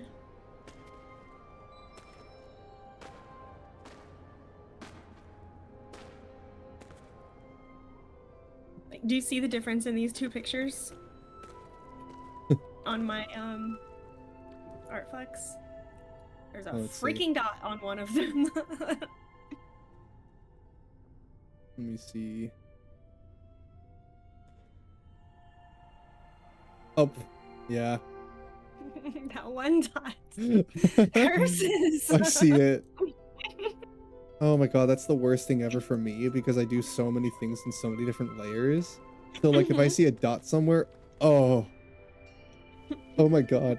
I saw one on my live 2D model when I was making it, and I already have like 50 something layers. I'm not kidding. So I had to go through like almost all of them. Around every time you move. And it was on like the background layer. That's terrible. Oh, yeah. I had to be so clean with my model. I had to be so clean. I didn't even title this. I didn't even title it like hat or anything. Yeah, I organize absolutely everything. But it's good because, like, it helps my workflow, I think. My DPI is too large. But oh my god, have you seen how much you have to cut live 2D models? No. No? You don't want to. I haven't looked into it at all. You don't want to. I'll one day maybe explain it to you if you're ever interested, of course. Like, especially when it comes out and you might get, like, super hyped. It's like, oh my god, that looks good. It probably would make you want one, but, like... Ooh. It is totally against how you draw. Oh, like my sketchiness? No, that's totally fine.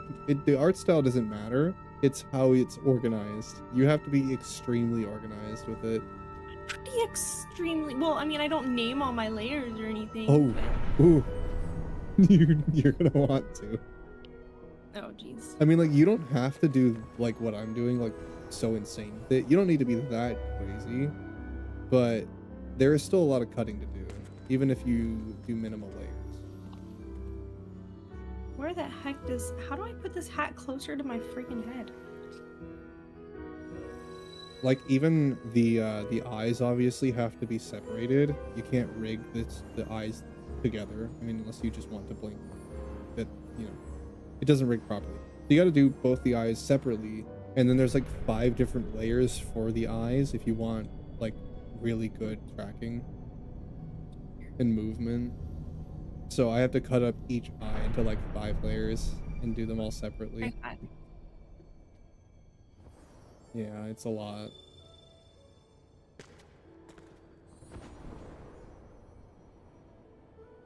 You have to know the negative space too, because like you have to draw even under where you're not probably gonna see it, because you don't know when you're rigging, like if something's gonna pop out or not, you know. So like my hair strands even have to be way bigger. Yeah, My entire head is a Santa hat now. it's all Santa. Oops, all Santa hat. That's cute because it shows my eyes through it. I might want to keep it like this. Oh my god. That's so scary. What the hell? Yeah, that, you know what? It's scuffed and I love it. That is so weird. Maybe if I lift it a little How bit. did you maybe. even... Oh, wait, I know what you did. That's so terrifying. Wait, that's it. Wait, point 2. That's That's it. Exact 0. So I needed to do like horrifying. 0.1 or something. About as scary as leg teaser. There you go, on my eyes. How about that? Wouldn't you know it, guys? She has legs. I know. Shocker. Don't. Oh my god, how do you just say that? I can't believe you promised you She wouldn't has say legs. anything. You did an IRL stream. It's even scarier. Oh no. And she has human flesh. That's not so.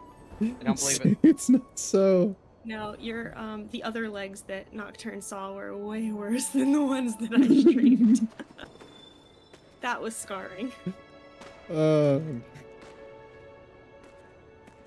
think I made this hat too tall. There we go. VTubing's too fun. It really is. Oh, it's starting to fit me. No. It's cute. I don't know. No.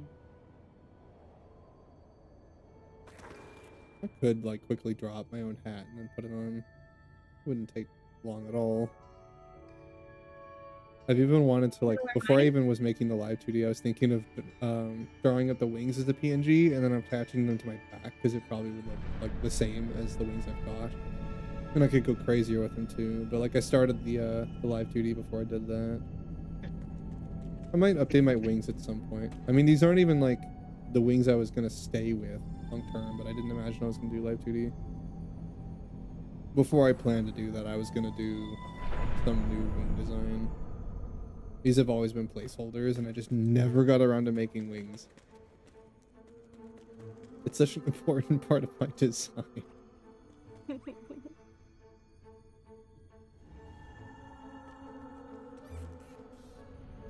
I mean, 0.01 is what my rotation has to be. But 0 is too weird.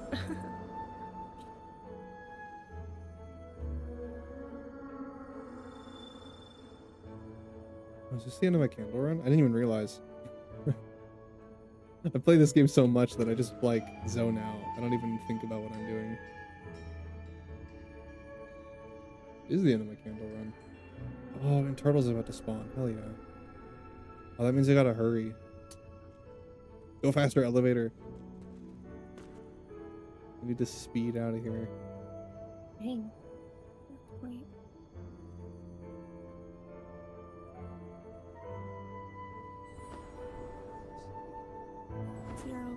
.002.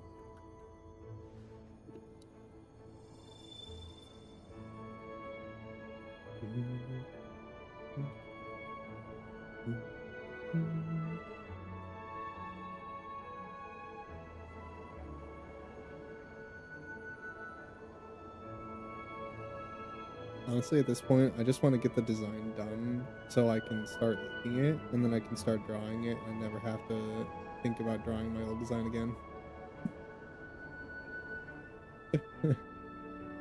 My new one's so much better. So sad. Yeah. Well, like, I don't hate this one. Of course I don't, but like, I just don't like drawing it, you know? It's a good design, I just don't like drawing it. This new one is designed entirely around the silhouette and being doable for people to draw, because you know, it would be nice if people could draw my model, but I gotta make it like doable. And then they're spicy.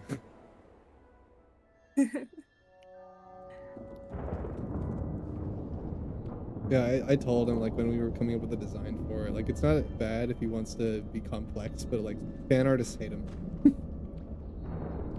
Sorry, fan artists, if you want to draw a yaoi between me and Spicy, you're gonna have to work for it, I guess. I'm gonna try and simplify it as much as possible for you. I'm doing what I can as the artist. Trust me. Oh my god. You know, as soon as it's official, as soon as he has the complete official form, I'm gonna draw fan art. May already told me she would do it. You said you were gonna do it. And I'm like, that's why I want him to have a design that's replicatable, because if it is, then everyone's gonna have fun drawing it. You know what? And I'm totally fine with that. I gotta drop his design, and then I'm gonna drop the new one of mine, because it's a lot easier to draw, trust me. Fan artists will be glad about the new one. It's actually doable. Mine is probably more complicated, now that I think about it. I should probably... With the tail? Actually, as someone who draws you a lot, you're not that difficult. I know. Which is a good thing. That's a good thing, please. I like drawing you. I don't know, like, I love my new one because it's so artistic, but like, looking at my old one right now with like the clean lines and stuff, I'm like, As long, well, do so, I really want to do it? So it's I'm, like, okay getting if it's sad that I'm gonna have to get a new complex. one. The thing that I learned, here's a tip that I got from a video, which was actually really smart. And you can see it in like Genshin or like a lot of gacha games specifically, how they will have very intricate asymmetrical designs, right? Very detailed. But then when you look at their chibis, what do they remove? You know, they don't do absolutely every detail. They usually remove a lot of stuff to simplify it for the chibi format. So it's like, if you draw a chibi of your model, it makes you think about, like, how simple can you make it without changing the identity, you know? Like with my new design, I've got the wires on my back, I've got the toga, but like, I'm thinking about like all the accessories and stuff I'm gonna put on, and any body lines. Like, if I removed them, would they take away from the character, you know? Yeah, because a lot of people aren't gonna remember to draw all of your exact details. You just need the overall theme, right? And if they can draw your overall theme, defining features, and that's it. Right. Like, your hair is very unique, your tail's very unique. And that's like the thing, is like, especially I even thought about putting a weapon with my character. Obviously, like, Gargura had a weapon, but she never really used it. It was only really there for like model art and stuff, because it made the silhouette more pronounced, but it did a lot for her design. The silhouette on Gura is not even that crazy, but that's kind of why she had it, you know, because it just defined it even more. So like, honestly, if my silhouette's not super defined, it is, I could just put a weapon on them, and that would instantly make it way more pronounced. Let's see. Oh, this is Geyser. What am I doing? Still haven't distinguished between Geyser and Turtle. I've been playing this game for like 4 years. I haven't figured it out. Not that I ever will.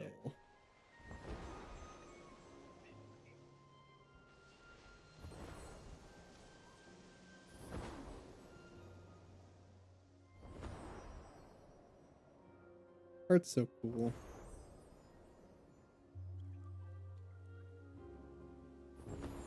Yeah, still gotta figure out anatomy. I'm doing so much practice with that, trying to nail it. I got to play with Senpai's anatomy doll or whatever the other day. It's not like one of those crappy wooden ones. It's like a full, like, you can mold it almost like clay, and you can like kind of put each individual joint in the position that it's supposed to be in. Yeah. It was so That's like what I do with Vroid, because you can actually model yours. You can't really do anything with the hands, but at least for the rest of the body, I can model mine around and literally just copy what I see. but I'm not gonna be able to do that with live 2D. Yeah, but it's really cool, like from a drawing standpoint, to have the physical object to be like, oh, this is how this joint and muscle would move. Yeah. I'm sure that at some point I might even want to model my my new 2.0 design in 3D, because I like being 3D. I'm not going to completely move on from it, but like, you know, live 2D will be my focus. But like, I would love to have a 3D model for the days where I just feel like being 3D. I want to spin like a top. Today we're gonna get swirly.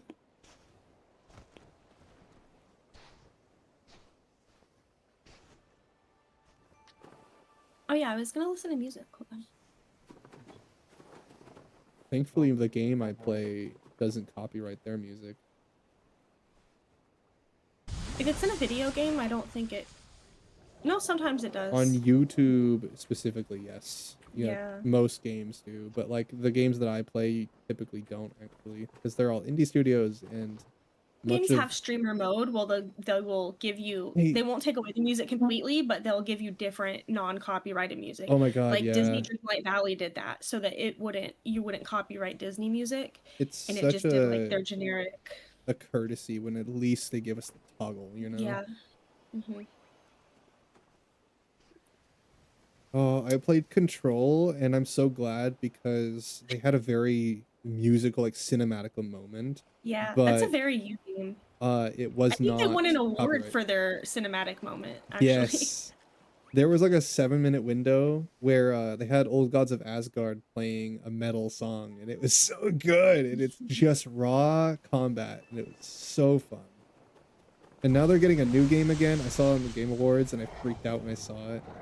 They're getting another one next year, actually. Control specifically? Yeah, or Control's getting another game. Huh. Yeah, I think it's a sequel. I don't know. Yeah, I believe it is a sequel, yes. Yeah. Ooh, interesting. Yeah, I'll have to show you. They announced it on the Game Awards, and the trailer looked really, really good. Sadly, none of my friends that were there know about it. So I was like the only one freaking out.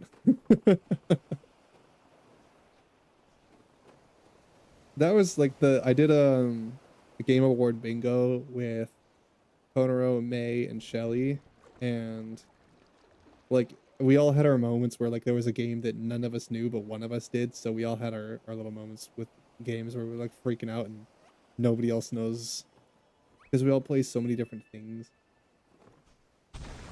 None of us play the same things.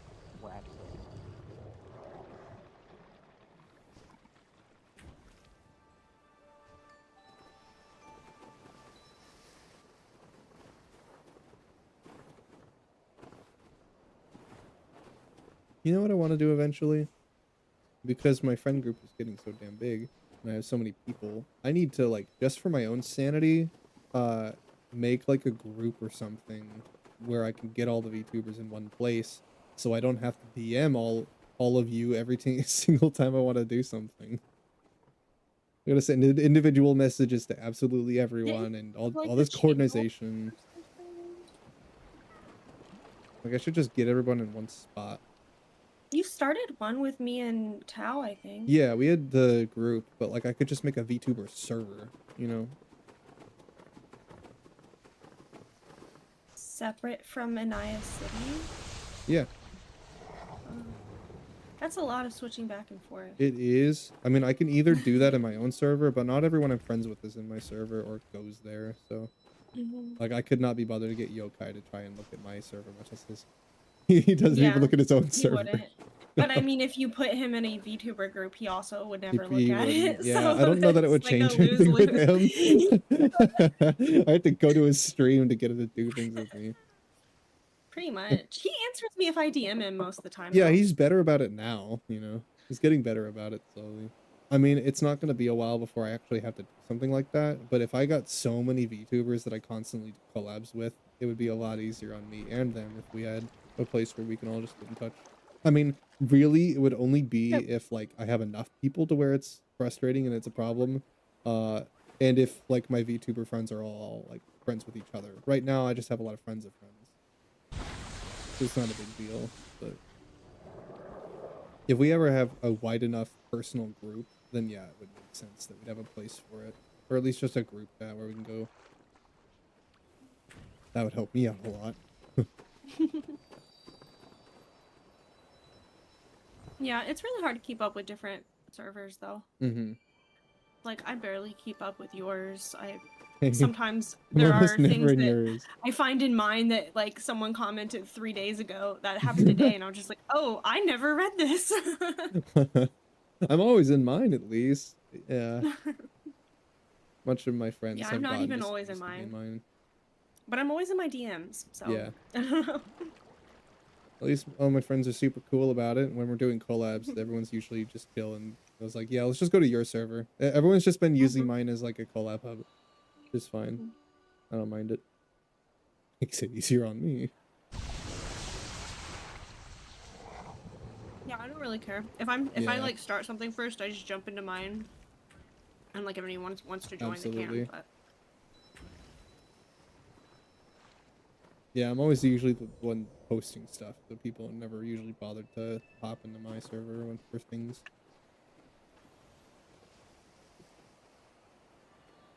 That's cool.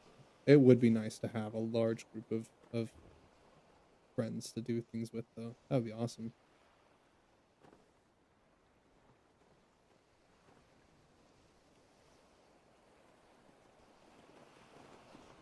I see all these big old VTuber groups. The difference is that like most of them are just mutuals. I don't like them though. They're too professional. Yeah, they're too professional. If I were to have a group kind of like that, it would literally just be a casual friend group.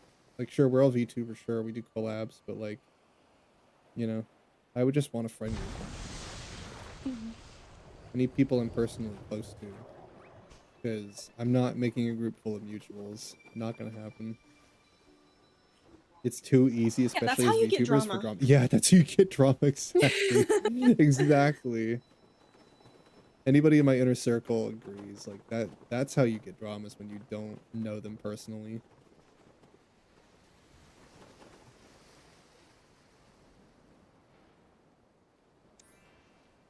But like I get why most people are scared to interact that way.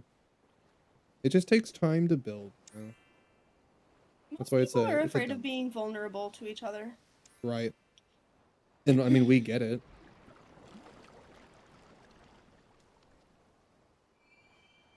Like, it takes a minute. I like more personal relationships, though. Exactly. Like, I like the fact that I'm getting to know Shelly and May. They're getting closer. They're cool. We're doing a lot more stuff more frequently, and we talk off stream all the time. But it's really only those two. And then there's you. Definitely let me know of any of your collabs, or you got me saying it that weird. I don't have anybody planning anything right now. We have I think the next one that we're trying to figure out is the 29th. We want to get Baldur's Gate going. Oh, Baldur's Gate on the 29th. Yeah. Yes. Spicy, yes. Spicy? Spicy, yes. Baldur's? Spicy? Baldur's Gate 3? Spicy? Baldur's Gate? Come on, play Baldur's Gate with us. I think Come on. He's gone. Yeah, he might be. He's locked in on his Minecraft.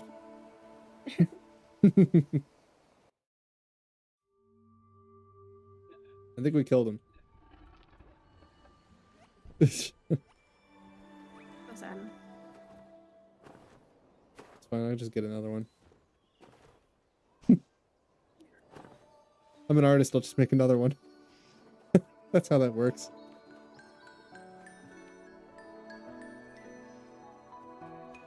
Oh, the town theme. Stop, Sky, you're gonna make me sad.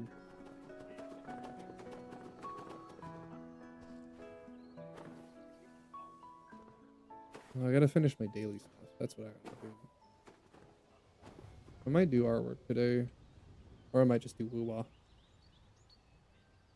Oh wait, no, that requires that I launch my OBS in administrator, and I'd have to close stream if I did that. Art it is.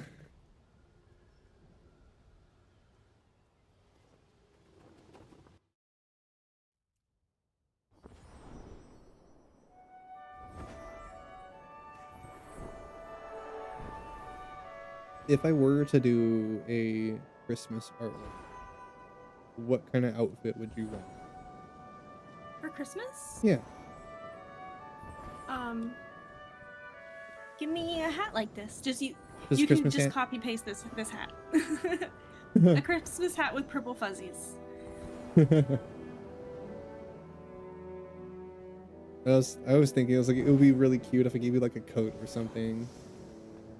With like little fuzzy stuff too. Yeah. The cozy little winter coat. Except underwater jackets don't work because they just get soggy. So You're it doesn't so really... right. I'll just have you stand in a bucket. That's why you never see mermaids wearing jackets. I'll just do it really easy, and instead I'll just put you in a fishbowl, and I'll just There you go. I'll be holding you. I'll just put you in a bowl. Like a teapot Oh my heater. god.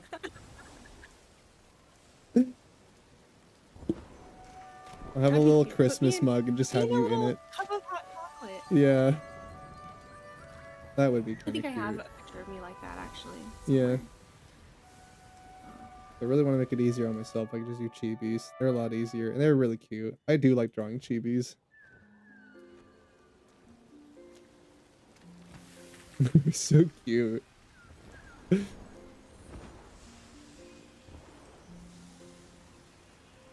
Yes, more reason to draw chibi chizu. That's what I need.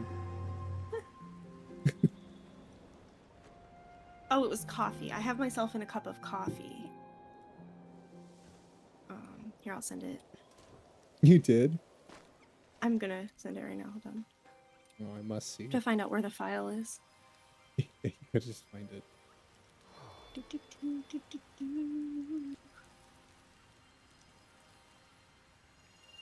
I'll send it in this chat. As well as my other one. I'm in a group with Shelly and May. I gotta add you to it eventually. But like, oh my god, they send the most random stupid stuff sometimes. I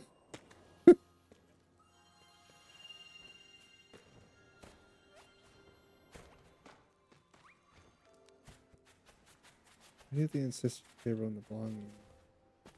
Okay, but I don't see anything. Oh, there it is. Found it.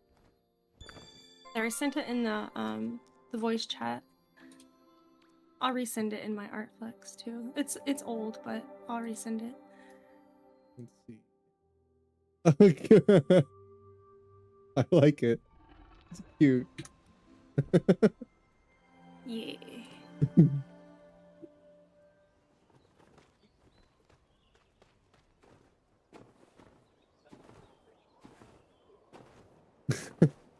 It just captures you really well.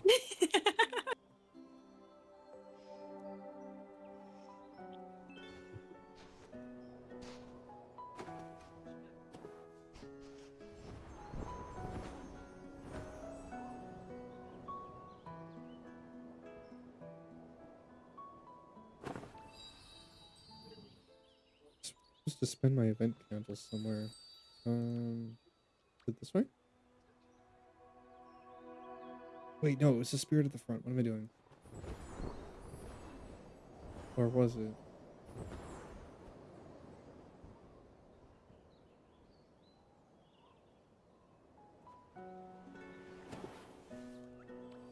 Is it you? Oh. Okay. Huh. Okay. So many event spirits in this game now.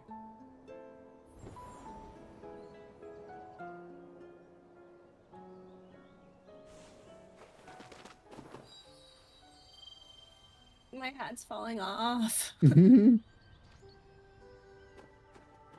I I like this hat. Or something I did in like 10 minutes. gotta get a ring light. I think that's what's stopping me mainly from doing IRL streams. Just because like, I don't have good lighting. I want to get something to fix that. I don't have any special lighting really on mine. My if I activate my webcam, it's gonna fuck up my video. No, it might work. That's alright. Let's see. Oh, Oh, I'm so close to getting this outfit. Oh, one more daily login, that would do it. Okay, cool. Gotta remember that. Yeah, it won't let me do VNyan and the webcam But no, you can't do at both, the same time. obviously. I'd You have can't to capture stop twice. streaming and then start streaming again. Yeah, don't do that. I can't just switch back and forth, which is kind of dumb, right? There's got to be a way to do that. Well, there is, yeah. You have to just close your VNN and then activate your camera and stream. Blah. It's really easy. Oh, I don't want to do it right I now. want to close my VNyan. Exactly. Too lazy. It takes a long time to load. It actually does. You're right about that. I Yes. usually like I have to click on it like 5 times each time so it'll open. no, because then it loads 5 times over. Yeah, It'll open yeah, multiple. it does that to you too. Yes. That's why you only click it Okay. twice. You just open it one time and then just get up and go make a drink. Like... That's what I was gonna say. Like I start prepping usually like an hour before stream because I gotta get all this stuff open. I gotta set up YouTube stream. I gotta set up Twitch stream. Like so like I'll just boot up my VNyan and just go make coffee while I'm waiting for it to load. And it usually will be done by the time I get back.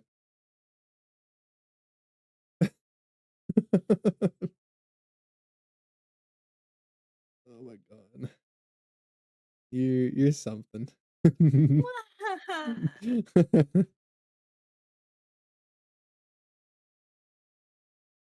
I gotta change my category and whatnot. Grr.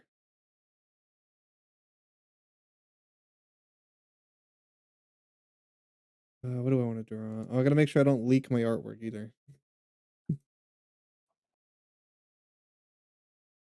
Not yet. Not until the artwork is done.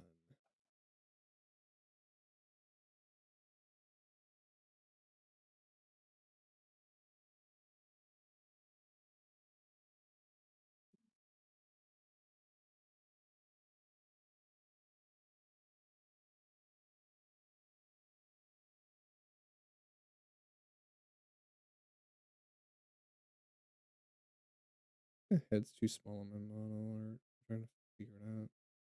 God, I want to work on it right now, but I can't. I guess I could just work on the one I was doing for Mason. I think it is just the head. Just have to adjust it.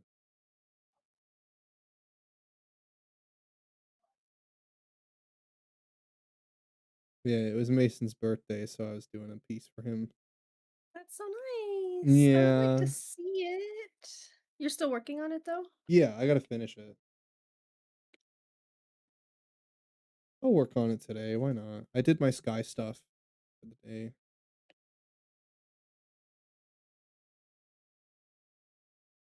I just gotta prep my drawing tablet and do all my setup.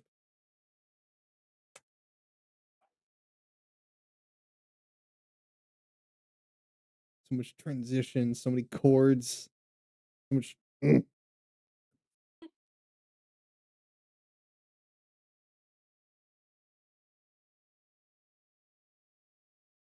Okay.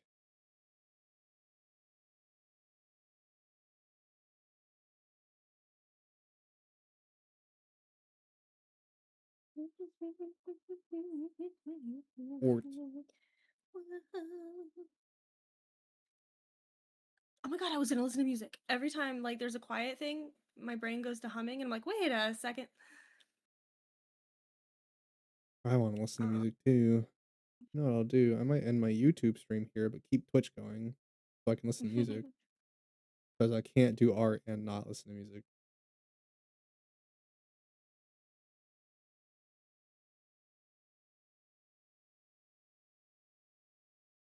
I'll do that. That's all right, YouTube. I will be Bye. back. Bye, YouTube. I'll be back on Bye. YouTube with more Lost in Prayer tomorrow because I need to do an updated review on all the new stuffs in that. So that's what I'll be doing then. For all of you, if I don't see you then, you can always pop into my Twitch real quick. I'll be live for probably another 3-4 hours hanging out with Chizu and Spicy. wherever he went. Otherwise, I'll be in Discord if you guys need me. Thank you to He's Abyss here in for spirit. being on my Patreon. All of my exclusive art updates for my model and everything, and all the behind the scenes is on my Patreon. It's $1 a month. It helps me do my artwork, and it gives you guys another way to support me. Check it out.